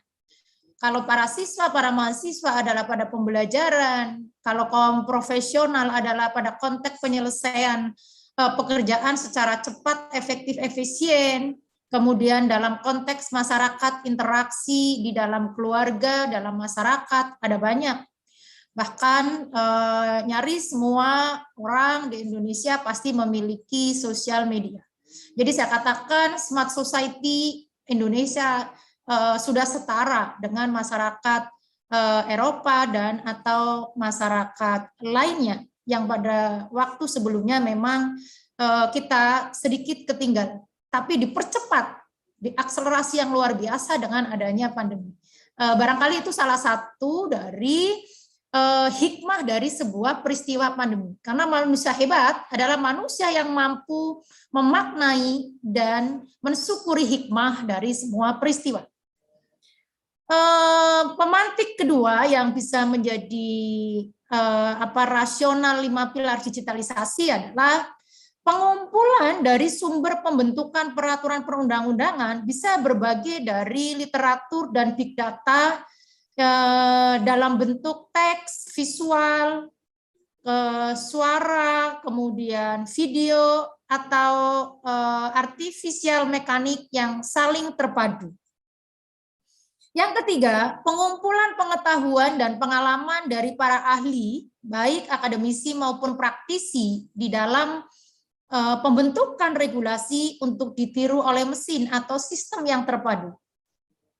Bagaimana di dalam pengembangan pendidikan tinggi hukum dan kebutuhan hukum masyarakat sudah ada banyak robot lawyer, dan itu adalah sesuatu yang luar biasa. Jangan sampai kita tertinggal. Tapi ada satu yang tidak bisa diwakili oleh robot, yaitu tentang literasi kemanusiaan, karena itu bersumber dari das über I yang hanya dimiliki oleh manusia. Yang keempat, bahwa pengembangan artificial legal drafter, artificial research untuk membantu masyarakat dan user dalam pengembangan pengetahuan teknologi pembentukan regulasi. Yang kelima, memang perlu adanya pengembangan security system dan verifikasi. Jadi perlu ada keamanan sistem, karena keamanan sistem itu menjadi hal yang paling penting. Itulah beberapa poin yang harus diperhatikan di dalam digitalisasi pembentukan regulasi. Saya juga menawarkan tentang strategi implementasi pengembangan digitalisasi. Minimal ada 5 hal yang ini sudah dikembangkan oleh Dirjen PP Kemenkumham Republik Indonesia. Yang pertama adalah harus ada payung hukumnya, regulasinya. Nanti kita cari mana yang paling tepat tentang digitalisasi pembentukan perundang-undangan. Tentu saja disesuaikan dengan muatan materi dan juga disesuaikan dengan jenis perundang-undangan. Yang kedua adalah harus ada program unggulan yang terus dikembangkan, disesuaikan dengan kebutuhan masyarakat yang sangat dinamis. Bagaimana disruption era disrupsi menjadikan ketika kita tidak memiliki konsep diri, kita bisa menjadi orang yang gamang. Tapi ketika kita memiliki konsep diri, kita akan segera siap untuk melakukan penyesuaian. Ini yang saya katakan bagaimana perlu ada program unggulan yang memang setiap saat harus diupdate. Yang ketiga adalah pengembangan sistem. Pengembangan sistem pembentukan peraturan perundang-undangan, saya menganalogkan seperti sistem yang dimiliki oleh banyak sistem yang sudah ada, termasuk yang ada di UNES, Sikadu 1, Sikadu 2, dan itu adalah hal yang luar biasa. Yang ketiga, yang keempat, perlu ada kolaborasi dan kemitraan yang saling bersinergi. Jangan lupa bahwa di dalam digitalisasi sebagai inovasi di dalam legislasi, perlu ada pendanaan yang diinformasikan dan atau kemudian disiapkan, baik dalam pembentukan perundang-undang di level pusat dan atau adalah di daerah. Termasuk di dalamnya adalah KL yang melakukan di kementerian, departemen, non-departemen dalam melaksanakan perundang-undangan. Hadirin para peserta simposium, 2 hal terakhir yang ingin saya kemukakan terkait dengan digitalisasi pembentukan perundang-undangan ketahanan pangan yang selanjutnya akan saya kupas, bahwa di dalam melakukan kolaborasi minimal ada 6 yang harus diperhatikan. Bisa jadi ini bertambah, tapi minimal adalah bagaimana otorisasi yang dimiliki oleh legislatif, eksekutif, yudikatif. Kemudian bagaimana sistem yang dimiliki ini harus terkait dengan pembentukan perundang-undangan yang ada di dalam Kemenkumham. Di Kemenkumham itu ada beberapa dirjen, dan sistem ini jangan ego sektoral, tapi terkait kepentingan yang sama, tujuan yang sama, harus sudah terkonek, termasuk di dalam pembentukan peraturan perundang-undangan. Bagaimana lembaga tinggi, departemen atau non-departemen yang ada di Indonesia untuk saling berinteraksi dan menyesuaikan mekanisme. Begitu juga kolaborasi dengan masyarakat sebagai user, lalu pemerintah pusat dan pemerintah daerah, di mana mereka adalah sebagai pembentuk peraturan perundang-undangan, dan daerah pembentuk peraturan perundang-undangan dalam peraturan daerah dan atau peraturan gubernur, peraturan bupati, dan atau peraturan wali kota. Hal ini dalam melakukan kolaborasi beberapa mitra yang harus diperhatikan juga adalah bagaimana pembentukan peraturan perundang-undangan yang disesuaikan dengan hierarki peraturan perundang-undangan yang ada di dalam pasal 7 Undang-Undang Nomor 12 Tahun 2011. Hadirin peserta simposium, beberapa hal yang menjadi hal penting saya mengambil tema bagaimana tentang keamanan pangan adalah salah satu yang urgent dan untuk dikomunikasikan dalam salah satu digitalisasi pembentukan peraturan perundang-undangan keamanan pangan di Indonesia. Karena ini sangat urgent dalam kerangka ketahanan pangan masyarakat Indonesia. Karena ada banyak peraturan perundang-undangan yang mengatur, yang bisa jadi kalau ini tidak kemudian dilakukan oleh pemerintah daerah atau instansi terkait, menjadi sesuatu yang bisa menjadikan negara Indonesia yang sekarang ini dan negara-negara lain dunia sama mengalami masalah dalam ketahanan pangan, karena dengan senyampang perkembangan dan dinamika, maka ketahanan pangan menjadi sesuatu kebutuhan dasar yang paling utama, bahkan merupakan bagian hak asasi manusia yang dijamin oleh Undang-Undang Dasar 1945. Artinya ketahanan pangan merupakan komponen dasar di dalam sumber daya manusia yang berkualitas, terutama adalah ketahanan pangan untuk anak-anak. Pangan itu bukan sesuatu yang sederhana. Artinya di dalam Undang-Undang Nomor 18 Tahun 2012 tentang pangan, bahwa yang dimaksudkan dengan pangan adalah sumber hayati produk pertanian, perkebunan, kehutanan, perikanan, peternakan, perairan, dan air, baik yang dikelola maupun tidak dikelola, yang diperuntukkan sebagai makanan atau minuman bagi konsumsi manusia, termasuk bahan tambahan pangan, bahan baku pangan, bahan lainnya yang digunakan dalam proses penyiapan, pengolahan, dan atau pembuatan makanan dan minuman. Artinya, terkait keamanan pangan, itu adalah sangat complicated dengan departemen yang terkait. Oleh karena itu, digitalisasi yang tadi saya kemukakan di atas menjadi hal yang sangat urgent, terutama adalah bagaimana sinergitas pelaksana dalam pengelolaan pangan yang menjamin kualitas sumber daya Indonesia untuk menjamin kelangsungan hidup negara Indonesia. Hadirin semua peserta simposium, dalam konteks keamanan dan ketahanan pangan dimaksudkan adalah suatu kondisi upaya yang diperlukan untuk mencegah pangan dari kemungkinan pencemaran biologis, kimia, dan benda lain yang dapat mengganggu, merugikan, atau membahagiakan kesehatan manusia, serta tidak bertentangan dengan agama, keyakinan, dan budaya masyarakat sehingga aman dikonsumsi. Keamanan pangan ini menjadi urgent, dan dalam hasil penelitian tahun 2020 yang saya lanjutkan tahun 2021, ternyata sinergitas di dalam pembentukan kebijakan keamanan ketahanan pangan belum terjadi sinergitas yang konkret antar lembaga dan atau departemen. Ini adalah tadi yang saya tawarkan dengan digitalisasi menjadi salah satu mengurai dari tumpang tindihnya peraturan perundang-undangan yang mengatur tentang pangan di Indonesia.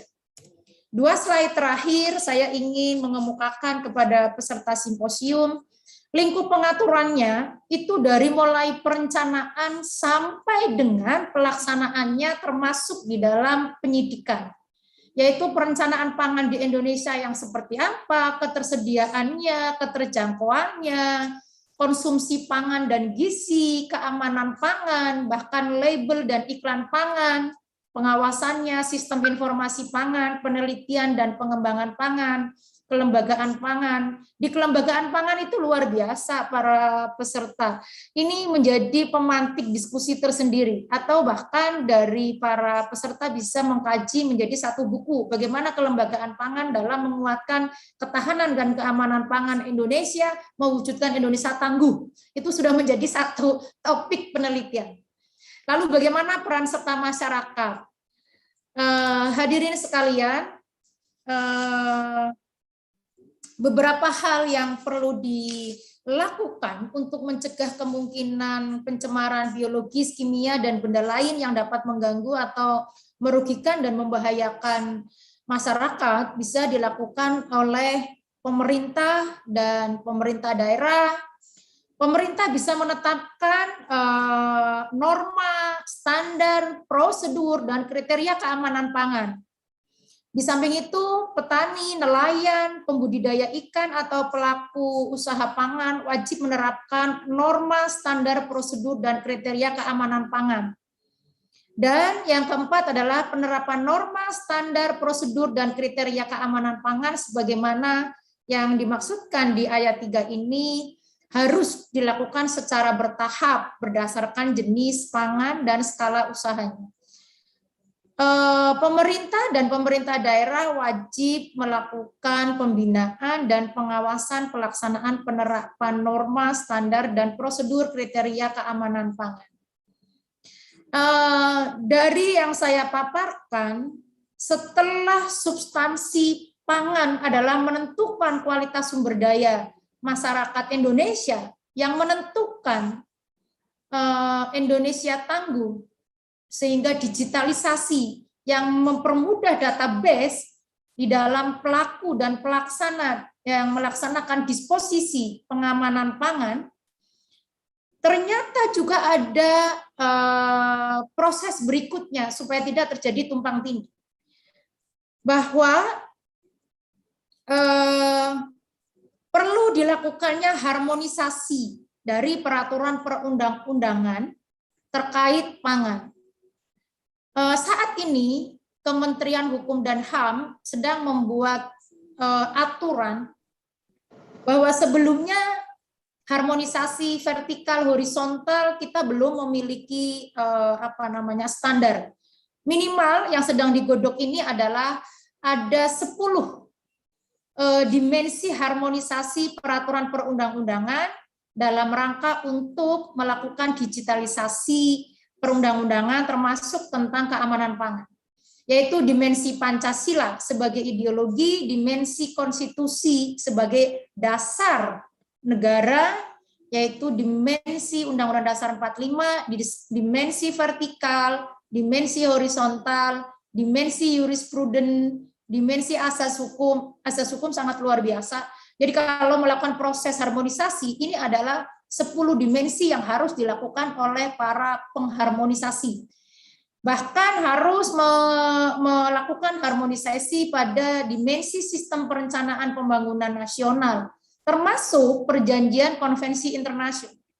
Bagaimana di dalam perjanjian konvensi internasional ketahanan dan keamanan pangan dunia harus diadopsi juga oleh Indonesia. Termasuk dimensi hukum adat. Yang menarik itu dimensi hukum adat. Karena kalau terkait peraturan perundang-undangan pusat, itu adalah tentu saja bersifat nasional. Sehingga dimensi hukum adat tetap kita pelihara pada konteks substansi keadilan yang sesuai. Baik untuk peraturan perundang-undangan pusat dan atau peraturan perundang-undangan daerah, provinsi, dan atau kabupaten, kota, dan desa. Terakhir yang menjadi dasarnya adalah dimensi teknik penyusunan yang berdasarkan pada Undang-Undang Nomor 12 Tahun 2011 yang perubahannya Undang-Undang Nomor 15 Tahun 2019. Hadirin peserta simposium, terima kasih peran serta semua hadirin, para mahasiswa, narasumber, dan co-host, sahabat saya, baik yang berasal dari Universitas Pendidikan Ganesha dan Universitas Negeri Gorontalo. Terima kasih perhatiannya. Wabillahi taufiq wal hidayah. Wassalamualaikum warahmatullahi wabarakatuh. Waalaikumsalam warahmatullahi wabarakatuh. Thank you, Dr. Rodia. Yes, welcome, Ms. Ayu. You have a significant issue about technological impact on food child security and its policy to prevent the possibility of biological, chemical, and other contaminants that can interfere with harm and endanger human health sourced from food. It must be done by certain parties, and the duty of all of us for the future of our child. Okay, before being carried out to question and answer season, please fill in the presence. The link is in the chat room column.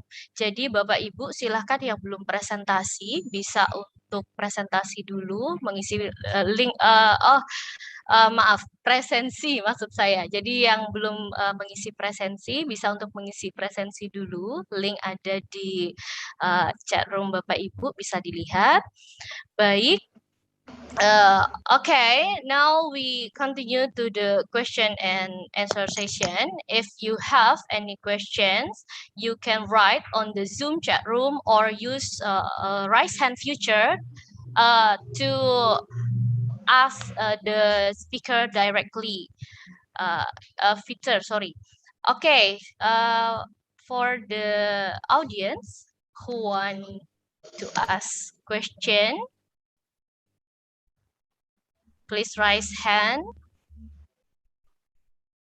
or I will call for maybe Bapak David Santosa. Do you have question for the session? Bapak David. Okay, yeah, okay. There is a question in the chat room. I will read. Introduce. So my name is Yasmin Putri Andrian from law school student at Semarang State University. My question first,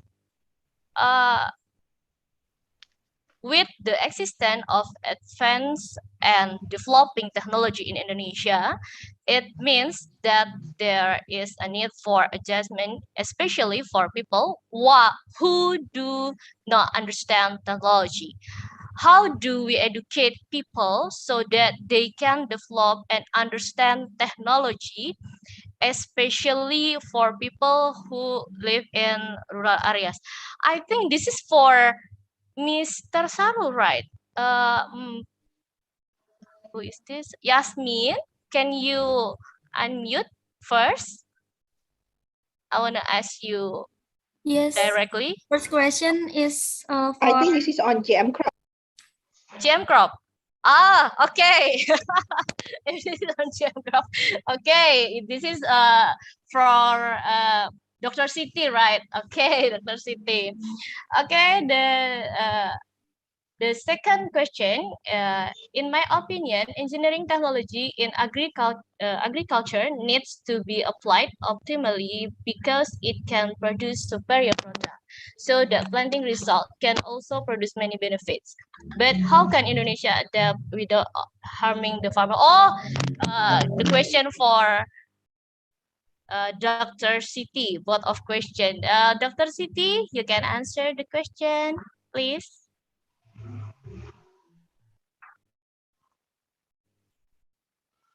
Dr. Siti? Dr. Siti Hafsyah?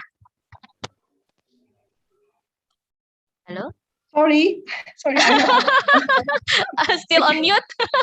Yes, unmute. Okay. So, okay.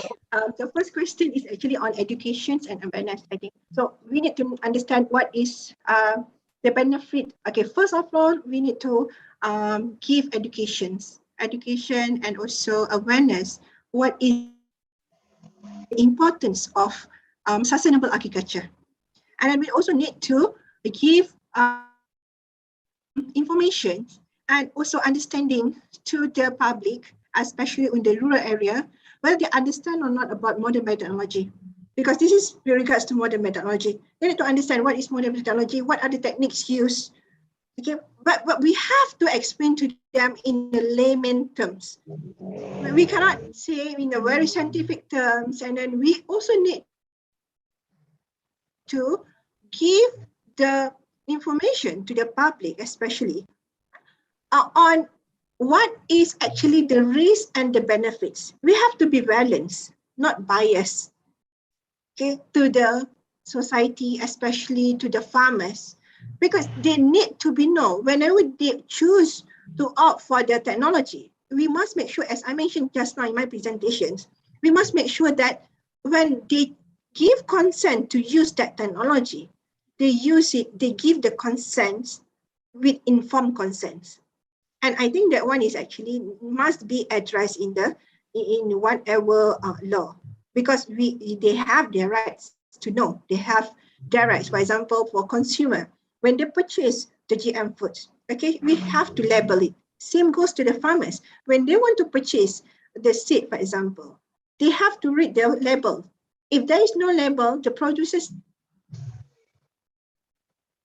need, or the suppliers needs to explain to them, okay, this is actually a GM seed. Then when you plant this seed, okay, this is the impact. Is to give very benefit. Normally, when we purchase something, we will only want to know what is the benefits. Normally, we will do that. For example, when we purchase something from Shopee, from Lazada, we will look into what is the top products, okay, and then what the review. So we need to also include what are the reviews, and then what are the, because what we are doing now is actually we put it on our website, the government website, the biosafety website. So who read that website? So we need to make our approach to educate, to give the awareness more variable. We need to have multiple ways to do that. We need to be very creative and innovative in order for us to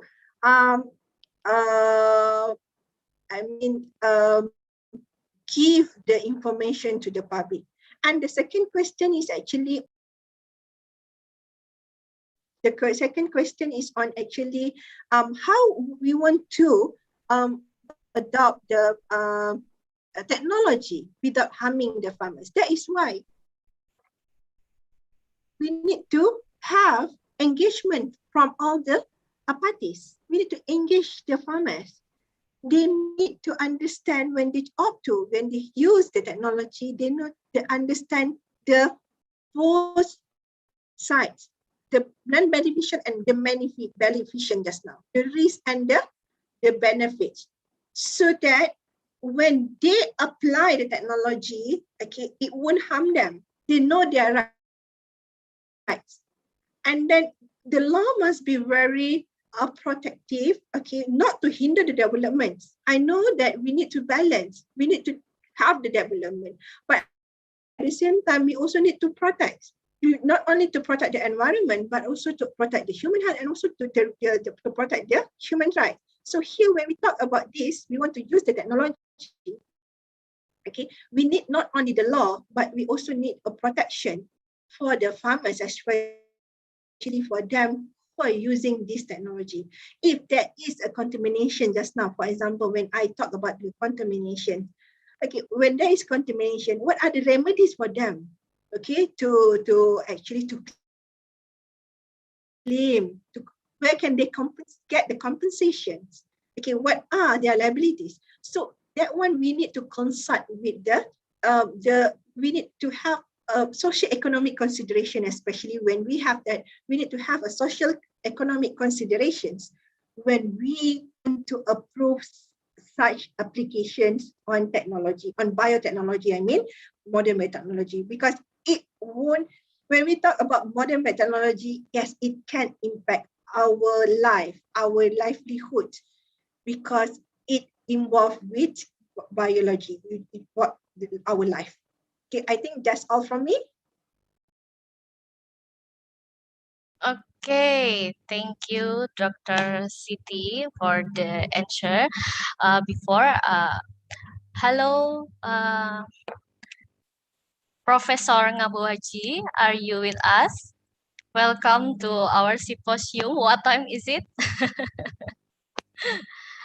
Hello. Good. What can I say? Good morning or still mute. Prof Ngabuaji still mute.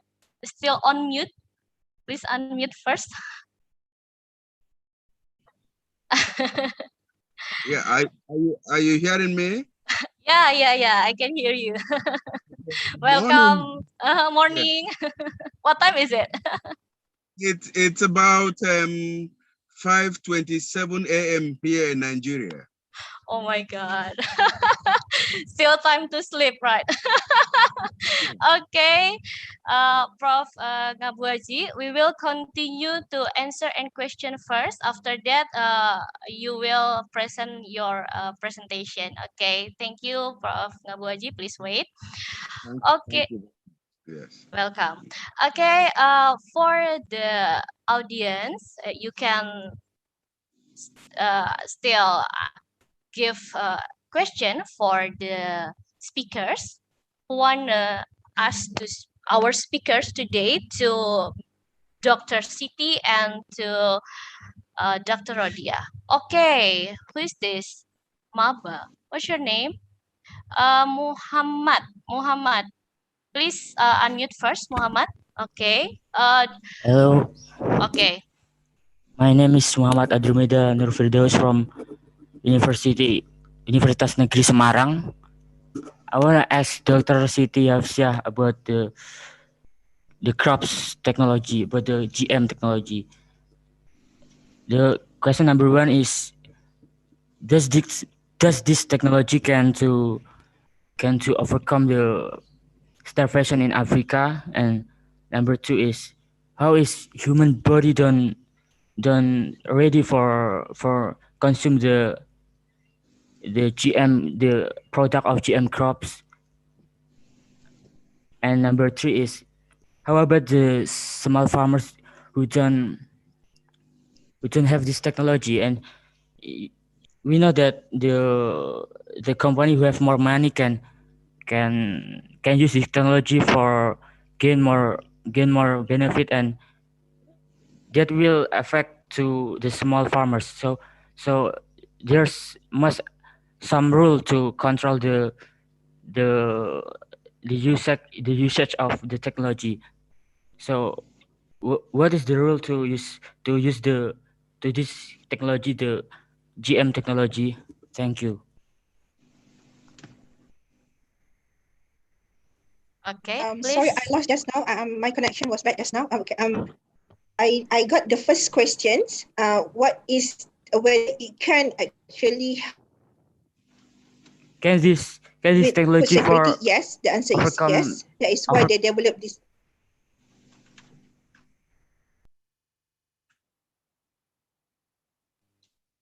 Hello, Dr.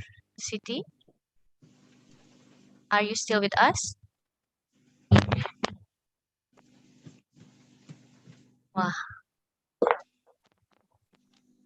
Maybe Dr. Siti problem with the connection. Dr. Siti, can you hear my voice? Yes. Sorry, my connection is not good. It's okay. Please continue. It's okay. Okay, so the first one, whether it can answer the it can help with food security, right? the starvation in Africa? I mean, the starvation. Yes, because this technology has been developed actually to for food security, for sustainable agriculture. The first one is yes. Okay, but at the same time, we need to follow all the procedures and also with the law.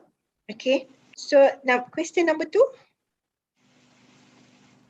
How is human body do not ready for consume this product from GM technology?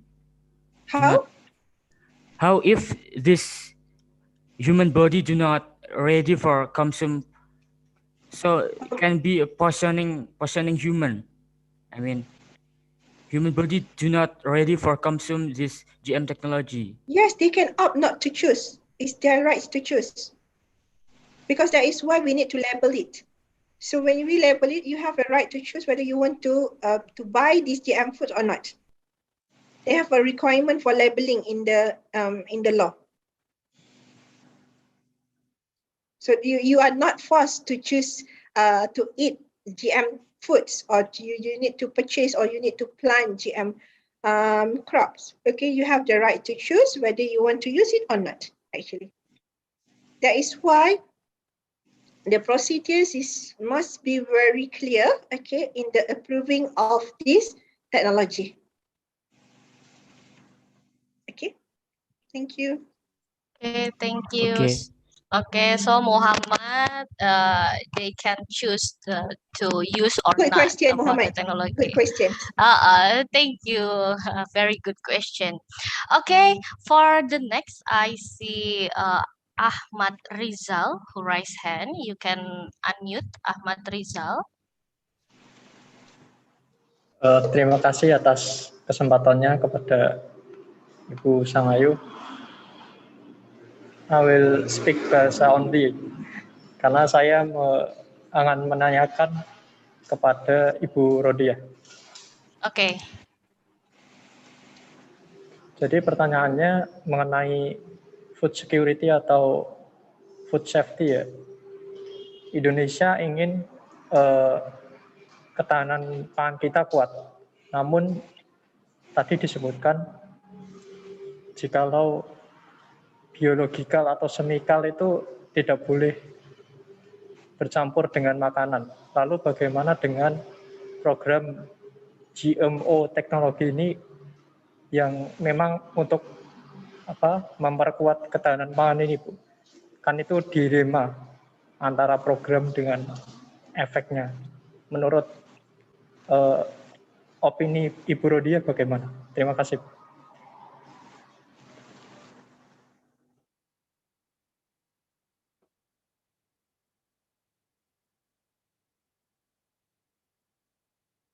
Silakan, Bu.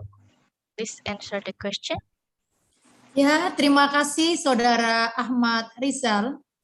Jadi memang di dalam keamanan pangan harus diperhatikan benar bahwa tidak boleh dan bercampur dengan beberapa terkait yang bisa merusak pangan. Artinya bahwa program yang dilakukan harus benar, oleh karena itu harus ada sinkron dan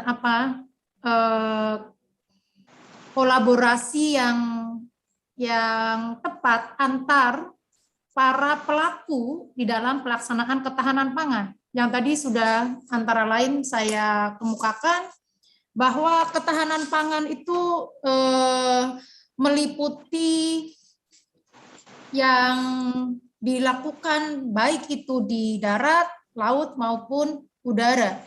Para nelayan, para petani, dan atau terkait tentang beberapa zat yang ada dalam keamanan pangan. Jadi memang keamanan pangan itu yang lebih untuk diperhatikan supaya tidak ada kemungkinan pencemaran, baik itu biologis, kimia, atau benda lain yang dapat merugikan, terutama adalah kesehatan manusia. Nah, bagaimana merugikan kesehatan manusia? Ada berbagai perspektif, baik dalam perspektif kesehatan manusia, dalam konteks agama, keyakinan, atau budaya. Sehingga dipastikan bahwa pangan yang ada di Indonesia adalah yang benar tidak tercemar.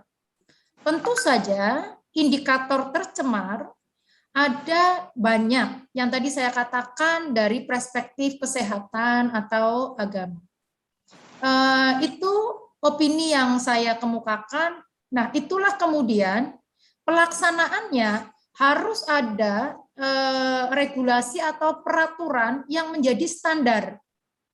Jadi standar pencemaran itu seperti apa? Sama ketika misalnya Balai Keamanan Obat dan Makanan. Apa yang dikatakan halal? Kalau halal berarti perspektif agama. Lalu apa yang dikatakan sehat? Itu harus ada standar.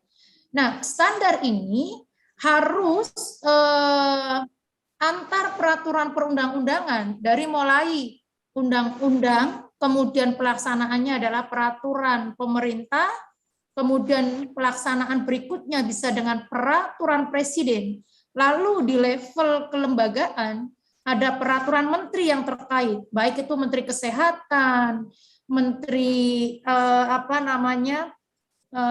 Maritim, kemudian Pertanian, dan lain yang terkait, harus memiliki standar yang sama. Artinya, lembaga-lembaga yang terkait dalam keamanan pangan di kelembagaan yang ada itu harus sama standarnya. Supaya benar bahwa pangan yang ada di Indonesia tidak mengalami pencemaran. Jadi kata kuncinya adalah ada standar bagaimana keamanan pangan dari para stakeholder untuk mewujudkan ketahanan pangan Indonesia. Demikian Saudara Muhammad, siapa tadi? Luar biasa pertanyaannya. Terima kasih Muhammad. Ahmad Rizal. Ahmad Rizal, iya. Sekaligus saya ingin menyapa good morning Profesor Ente. Halo. Good morning. Welcome to Faculty of Law Universitas Negeri Semarang and IJALS Symposium. Thank you very much, Professor. Thank you very much. Thank you. Thank you, Dr. Rodia, for the answer. The keyword is standard of regulation. Okay, for the next question from who wanna ask again?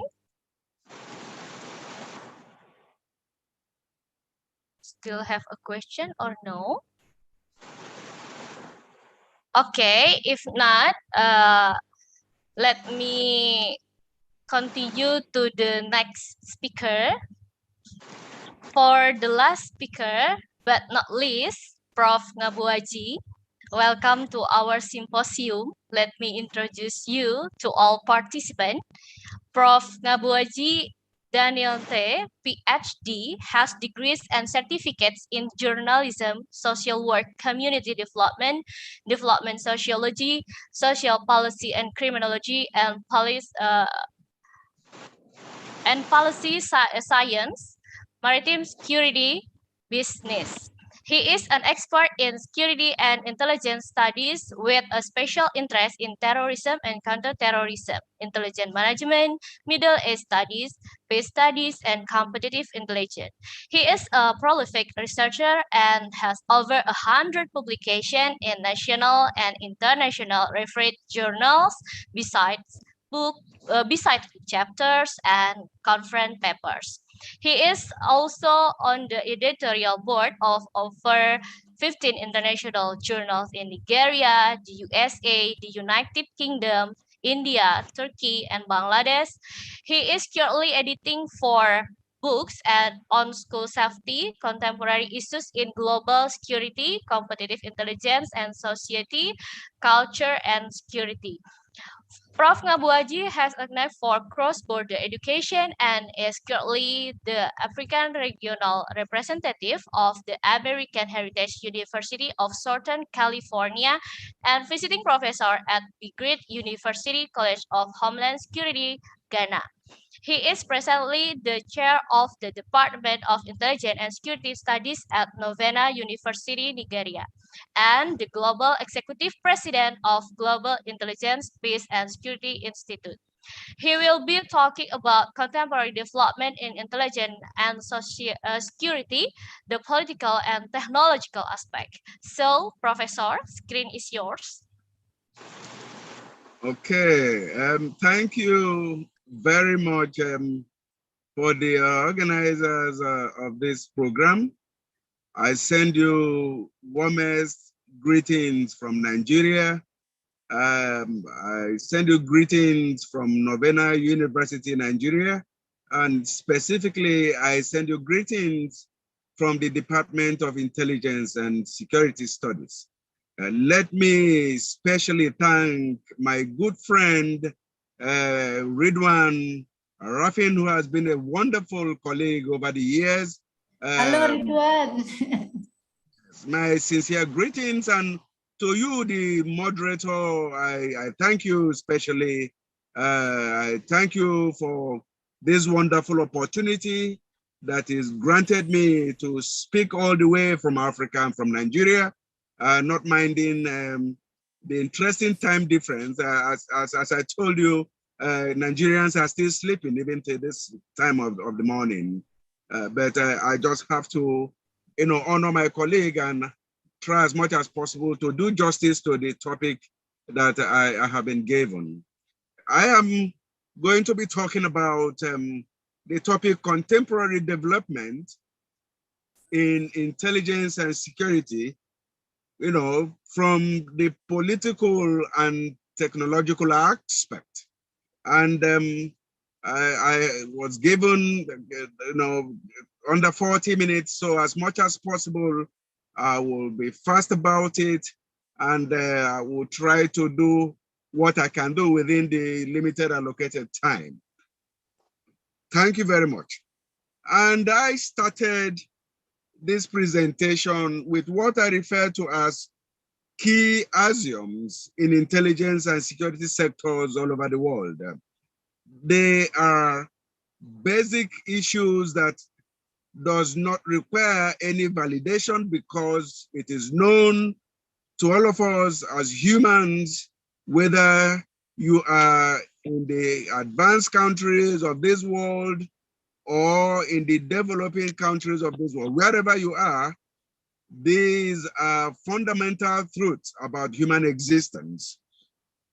And I would like to say that the first point, which I consider axiomatic, is the fact that we are currently in what I would refer to as the post-Cold War era, and a great mix of what we refer to as post-modernity. We have graduated to a level where the world is experiencing what is generally known in the social sciences as postmodernism. A world that is on a fast lane, a world that is dominated by the impact of communication and information technology, a world that is at the level of hyper-globalization. And this, in essence, has created what I refer to as the globalization of insecurity. And what am I talking about here? It means that insecurity in one part of the world is easily replicated in other parts of the world because of the omnibus powers, of information communication technology. There are a rapid export or adoption of insecurity, to different parts of the world. And that's exactly what we're experiencing right now, be it in Indonesia, be it in Nigeria, be it in the United States of America, all over Europe, even in China, that is essentially a closed society. There are magnified threats, emerging from different parts of even closed societies. Having said that, I would like to look at the macro level magnified security threats that is prevalent in the world today. There are threats on all fronts. Some of these threats are from transnational sources. Some of them come from between nations. There are, nations that pose threats to each other. There are threats from non-state actors. There are threats, from even internal sources, homegrown terrorist groups or radical groups. And what I am saying here is that be it Indonesia, be it Nigeria, where I am from. All of these threats are with us. They are staring at us in our faces. If you go to the United States of America with all their levels of sophistication in terms of security management, these threats are there. We also have non-state actors, that have been able to key into the global ungoverned spaces that pervade the entire globe right now, and are creating a lot of impacts. As part of these axioms, which are on the second slide, we are currently experiencing what I refer to a paradigm shift in global intelligence management because of the new challenges that we are currently facing in the world.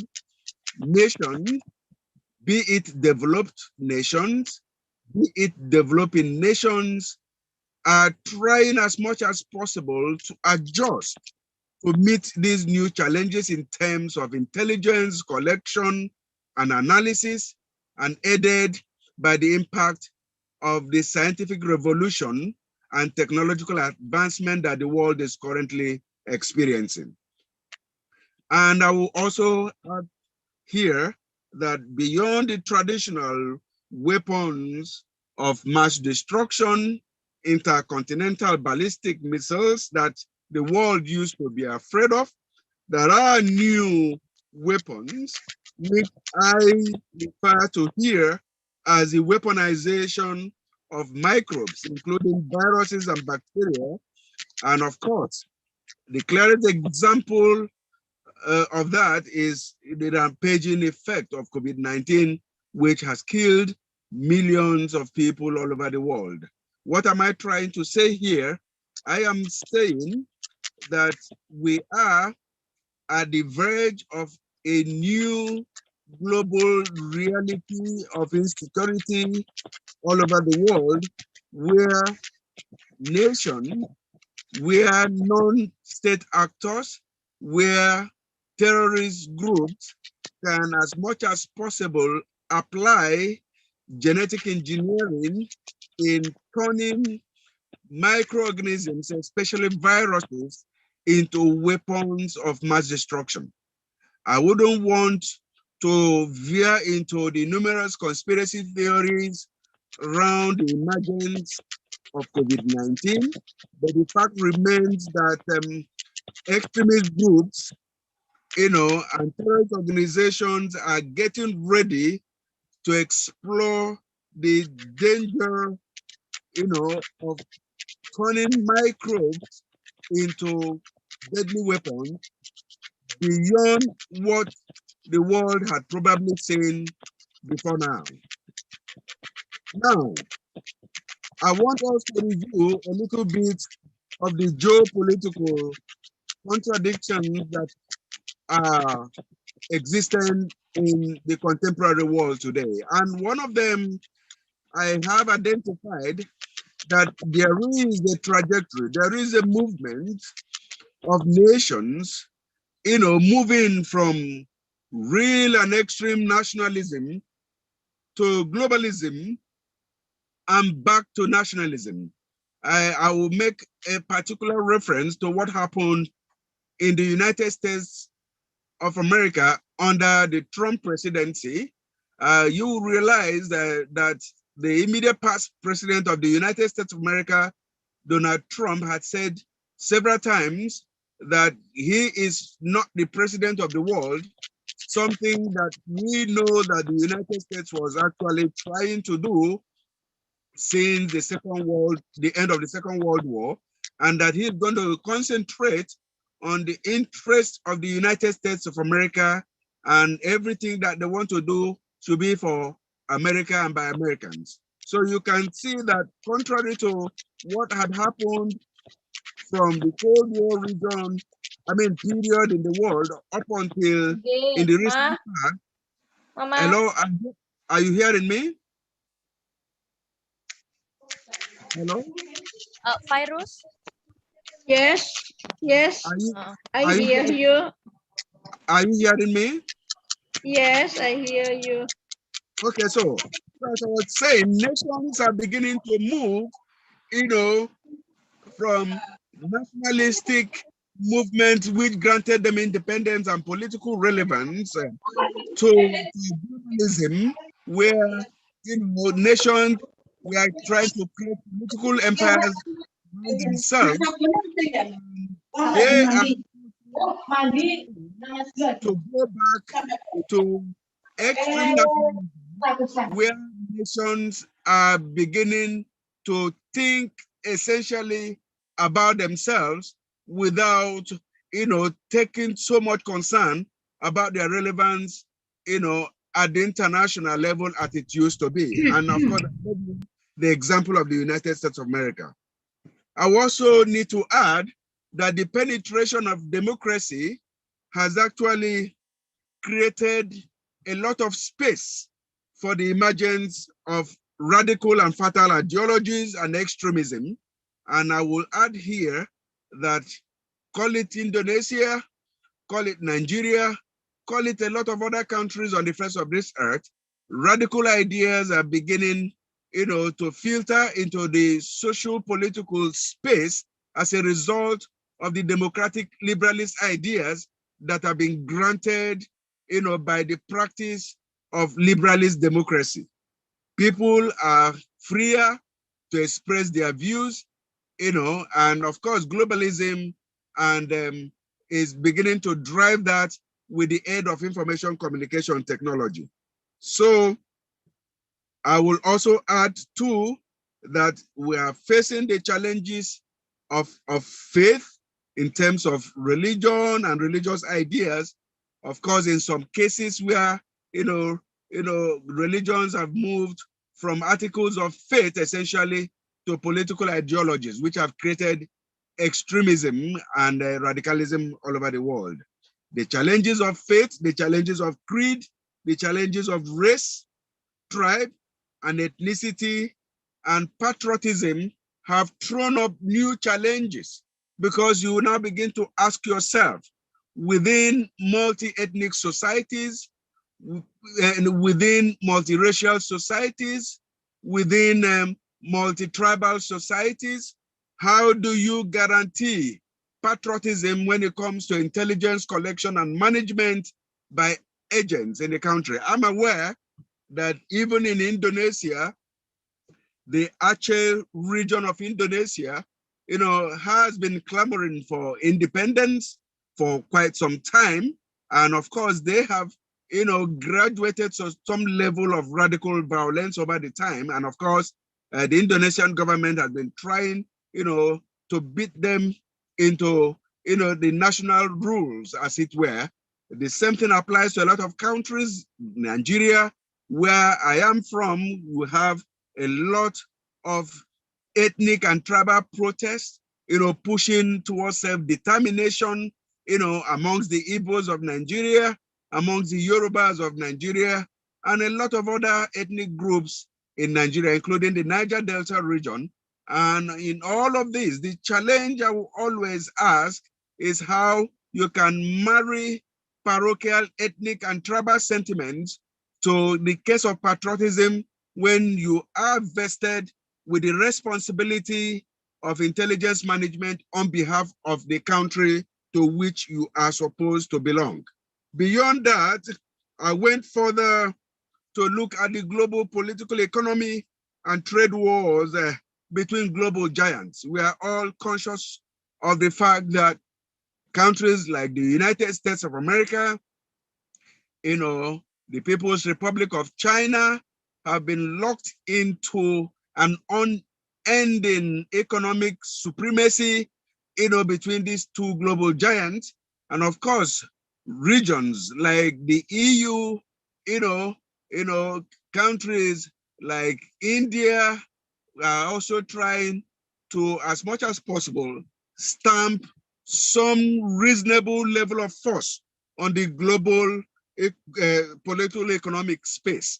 And the implication of this struggle is that it is redefining relationships between these countries, and it has a direct consequence on national security management and statecraft, which has a lot of links with economic prosperity and economic viability.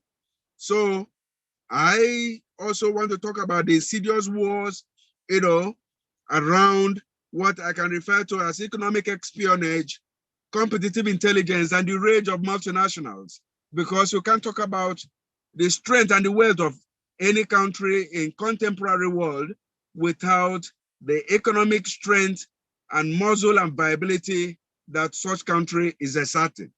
China is relevant today because of our economic strength. America is beginning to abandon pure militarism, and are trying as much as possible to ensure that they fix, their economic, power, so that they will not be dethroned, as the world's largest economy. And of course, we know that the battle is going to be a very fierce one. And as a result of that, we are conscious of the fact that these competing nations have embarked an unprecedented level of, economic and business espionage, in addition to what I can refer to the legal competitive intelligence, and of course, the stealing of trade secrets, as it were, all in a bid to outwit one another. Within this, we know for a fact that new security and intelligence management challenges are thrown up. And of course, it makes, global intelligence management more challenging and more complex to handle. I will also add that there is a new frontier of warfare, raging between protectionism versus free trade in an endless circle of competition as we have. You will understand that as we speak today, the World Trade Organization, trade wars between America and even her supposed allies like Canada and Mexico, within, the Americas. And of course, for some South American countries that have some reasonable level of huge economies like Brazil, have been locked in some level of, battling between protectionism and, of course, free trade within the Americas. It is more magnified when we talk about the United States of America and, of course, China and other giants across the Pacific. I will add also that as it were right now, the world is beginning to have a morbid fear for the People's Republic of China. Reason being that the Chinese are coming in a massive economic invasion of the entire world. In Africa, in the United States, in the Americas, and of course, to a greater extent, the entire Southeastern Asian region. Not to talk of a reasonable competition between China and India around the Indo-Pacific, space.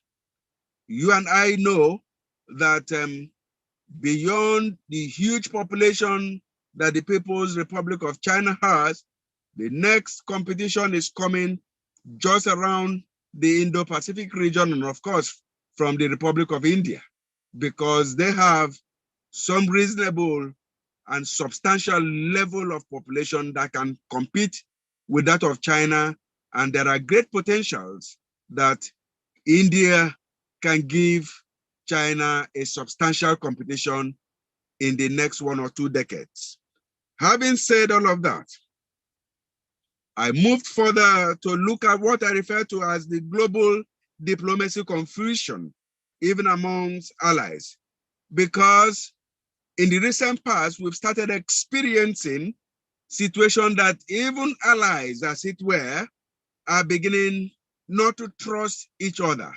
We have situations where the United States of America, try as much as possible, to spy on allies, including presidents and prime ministers of their closest allies. It had happened under the Obama regime when the phone lines of Angela Merkel of Germany, and that of the French president were actually bugged by the United States. And one will begin to ask, these are trusted allies. These are people that share intelligence. These are people that vote, almost in the same pattern in the Security Council. These are people that take almost the same line of diplomatic pursuit.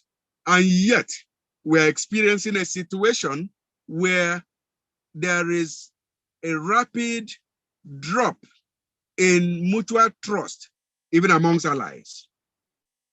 And one is beginning to wonder, why are countries becoming too interested even for what I refer to as needless intelligence? Because I remember that the former President Barack Obama was trying to defend the fact that America has right to place any country's president under surveillance for whatever reasons I would understand. But why are countries doing that? And I want to believe that part of it is that nations are beginning to have a kind of morbid paranoia for their own domestic national security, and they try as much as possible to forestall anything that will be a dent on their national security. So to a great extent, we're having a situation where, countries are spying on enemy countries as part of their counterintelligence measures and covert actions.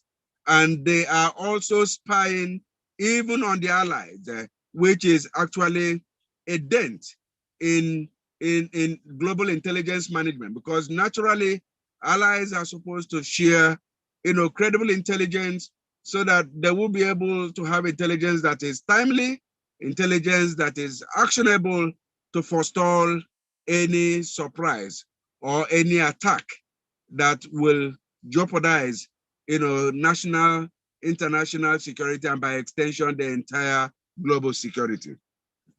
So that too has, succeeded in creating what I refer to as a phrase of strategic alliance between friendly nations, because it therefore means that friendly nations are really not able to trust each other as it used to be. Then I move to part of the main thrust of this symposium, which I refer to as the scientific tsunami. We are currently at the age of internet, and intelligence management, and that has opened a new chapter in what we refer to as intelligence studies as open source intelligence, where you have access to, a quantum of online sources, some that can be credible. And of course, information communication technology has made it possible for information to be transmitted over thousands of miles within seconds. That way, intelligence can be gathered to a very reasonable extent as fast as possible. And that, in essence, will go a long way to complement human intelligence, which we refer to as humans, and make intelligence management faster and better, at least in quote. Now, we're also conscious of the momentous impact of artificial intelligence, AI, and the new trajectories in intelligence management.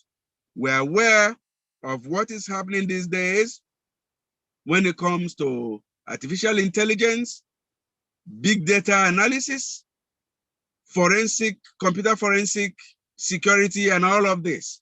And of course, we are also aware of the new frontiers of technical-led intelligence, which of course we refer to as technical intelligence, where nations are now beginning as much as possible to complement human intelligence to a great extent with advanced technology, which artificial intelligence has been able to offer. And of course, we know that this sphere of scientific revolution will metamorphose into a new age of intelligence gathering and management that mankind has never seen before. We are also aware that AI has led, to the building of blockchain technology, the creation of cryptocurrencies, which has created what I refer to as anonymity, and of course, the new challenge of terror funding, because it means that terrorists and non-state actors, as much as possible, can, within a very short period of time, move billions of dollars from one country to another to finance terrorist activities outside the control of national banking system. So we are into a new age of new technology that is going to be aiding old crime of terrorism and global insecurity.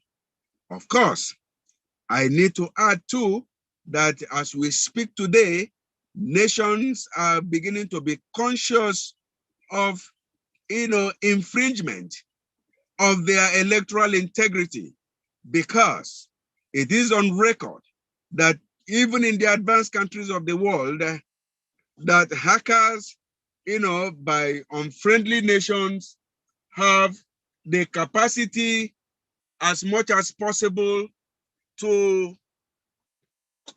tamper with the electoral integrity of countries, just as we were faced with in the 2016 election in the United States. And one will begin to ask that if sophisticated countries, in quote, like the United States of America, like France, can complain that there are attacks, cyber attacks on the electoral system, one will begin to ask what will happen to the weaker nations, including my country where I come from.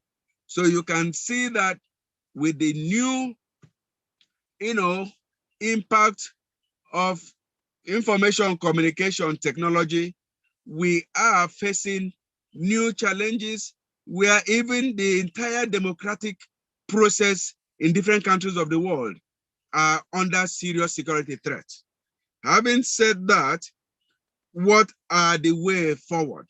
Because I am running out of time and I wouldn't want to bore the listeners, because this is a very complex topic and I'm trying to be as fast as possible.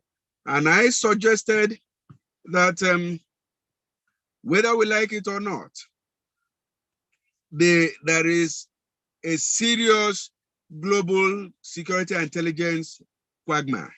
The world is passing through a very perilous moment. We are facing monumental intelligence and security challenges. And I believe that one of the way out of it is to ensure that nations must place cooperation over competition, because the quest of competition, the quest of one nation trying to outmaneuver the other has created serious security threats, and it is haunting mankind. And I said that governance should be improved at national and subnational levels. The reason is simple. Most times you discover that insurgent groups and non-state actors operate when there are challenges of governance, when there are oppression, when people feel that are oppressed, and when there are clear cases of poverty and maltreatment of groups that are considered second class or third class in multi-ethnic societies. Beyond that, all of these groups have a way of coming together in solidarity when they see the state as being responsible for their oppression. As a matter of fact, I recommend that economic gap should be closed as much as possible, whether in Indonesia, whether in Nigeria, even in the so-called advanced countries of the world, like the United States of America. And I equally recommended that as much as possible, we have been trying to embark on,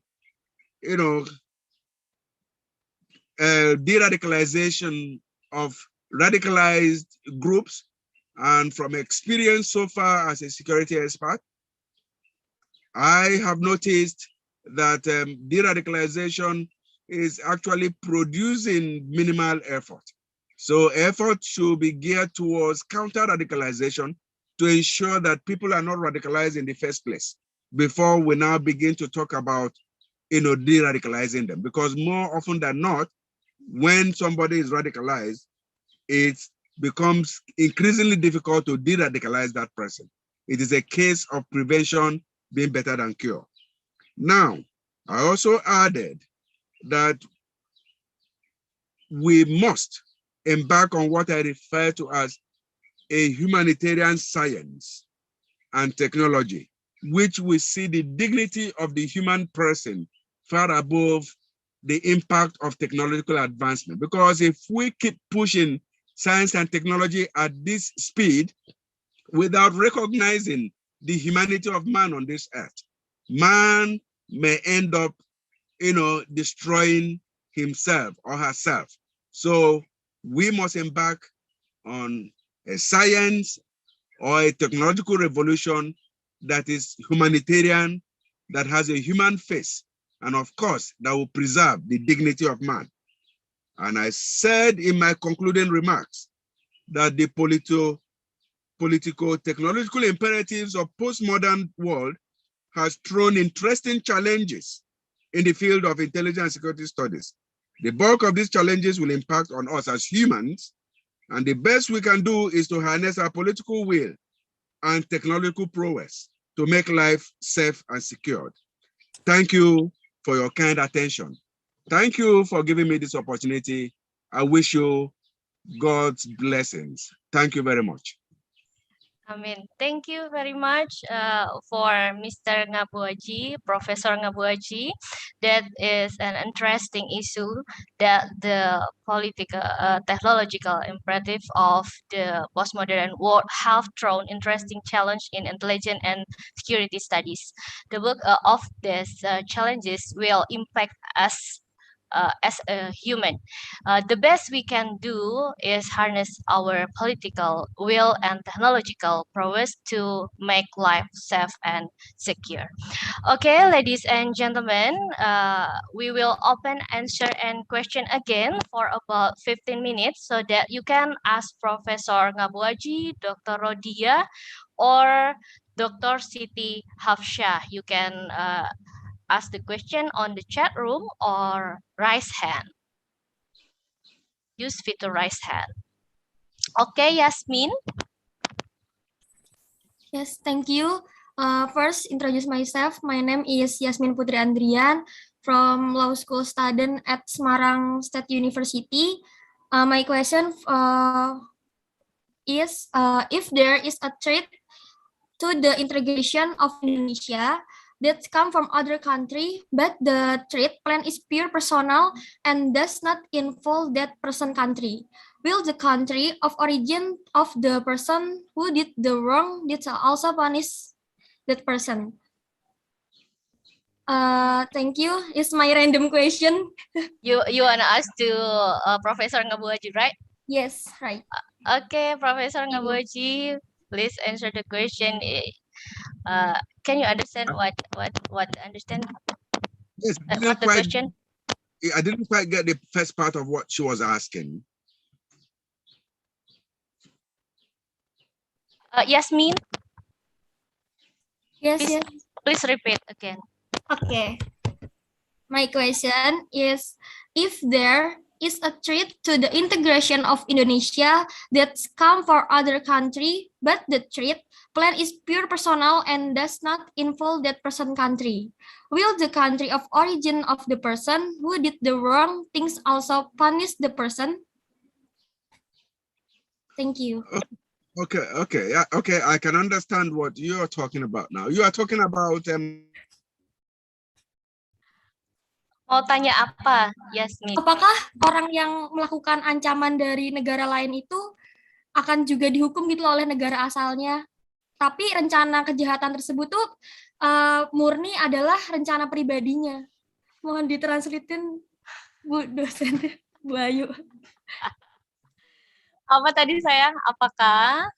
Apakah semisal negara Indonesia ini mendapatkan ancaman dari orang tapi negara lain. Nah, tapi rencana ancaman tersebut itu bersifat personal tanpa melibatkan negara tersebut. Apakah nanti negara asal si orang tersebut juga akan menjatuhkan hukuman kepada orang tersebut? Okay. This is about the punishment for people who treats the other people that treats from another countries are personal. So he will get the punishment from country or not, something like that. Yeah. Yes. Mr. Kabuaji, this is about punishment for the people who make a wrong to the another country, about the punishment for the person. Maybe for example, Yasmin do the wrong the wrong for the another country. So the punishment is from the another country for country who Yasmin from, or country that Yasmin make a mistake, something like that, about the punishment for the people, for the person.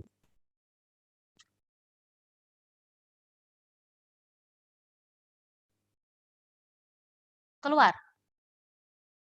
Prof. Nabuaji, are you still here?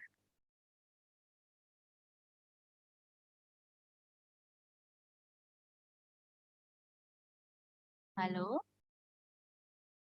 Prof. Nabuaji, are you with us?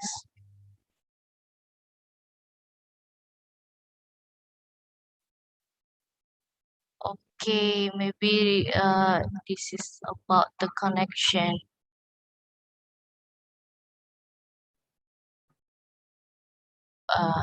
Wait a minute.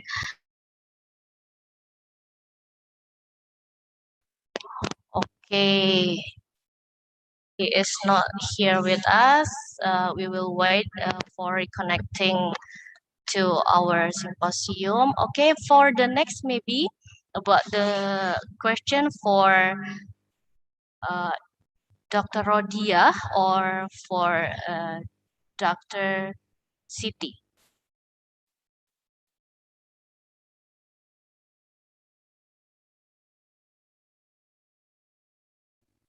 Any question?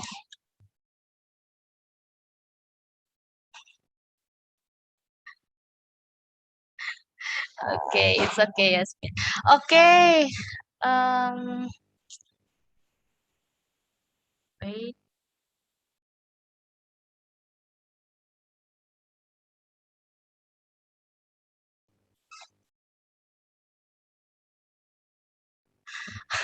Okay, I'm sorry, Yasmin. Maybe your question is can't answer from Professor Ngabuaji because she is not with us. It's okay. Thank you. Okay. Okay. For this session is the end. Thank you for all the speaker today. That is Mr. Saru Arifin, Dr. Rodia, Dr. Siti Hafsya, and Professor Ngabuaji. Thank you so much for coming and joining us to our symposium. Okay, I think this is the end for this session. I will give back to Master of Ceremony, Virus. Virus, are you here with us? Yes, Miss. Okay, before Dr. Radia, Assalamualaikum, Dr. Waalaikumsalam, Miss Ayu. Thank you for Yay. all the session of presentation and answer the question of our participant. And Dr. Siti Hafsha, are you here with us? Okay, thank you. Oh, okay. Doctor, thank you very much. See you on the next agenda. Matur nuun. Matur nuun. Matur nuun. Matur nuun. Okay. Okay. Thank you, Doctor. Thank you so much. Thank you so much for inviting me. Thank you. I hope we can collaborate more in the future. Perhaps we can also have a STEM session here and then invite all of you to our university. Thank you Okay, so much. amin. Amin. Thank you so much. Okay, Fairuz, I give back to you. Okay, Miss. I think giving a certificate for speakers.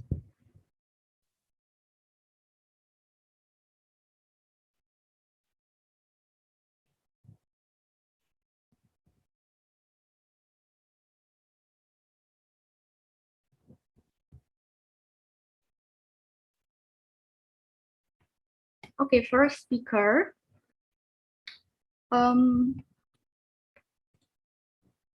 To Dr. Rodia SPD SH MSI. Here's the certificate for you.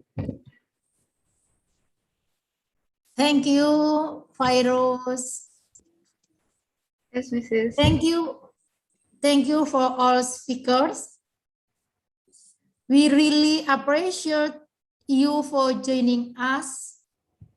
On behalf of the committee, let me give a certificate of acknowledgement for all speakers. First, Dr. Siti Hafsiah Idris. Hello, Dr. Siti. Yes, I'm here.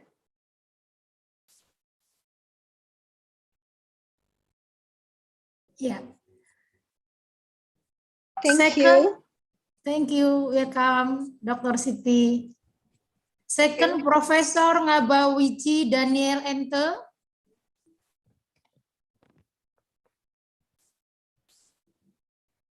Okay, thank you, Professor. And third, Mr. Saru Arifin.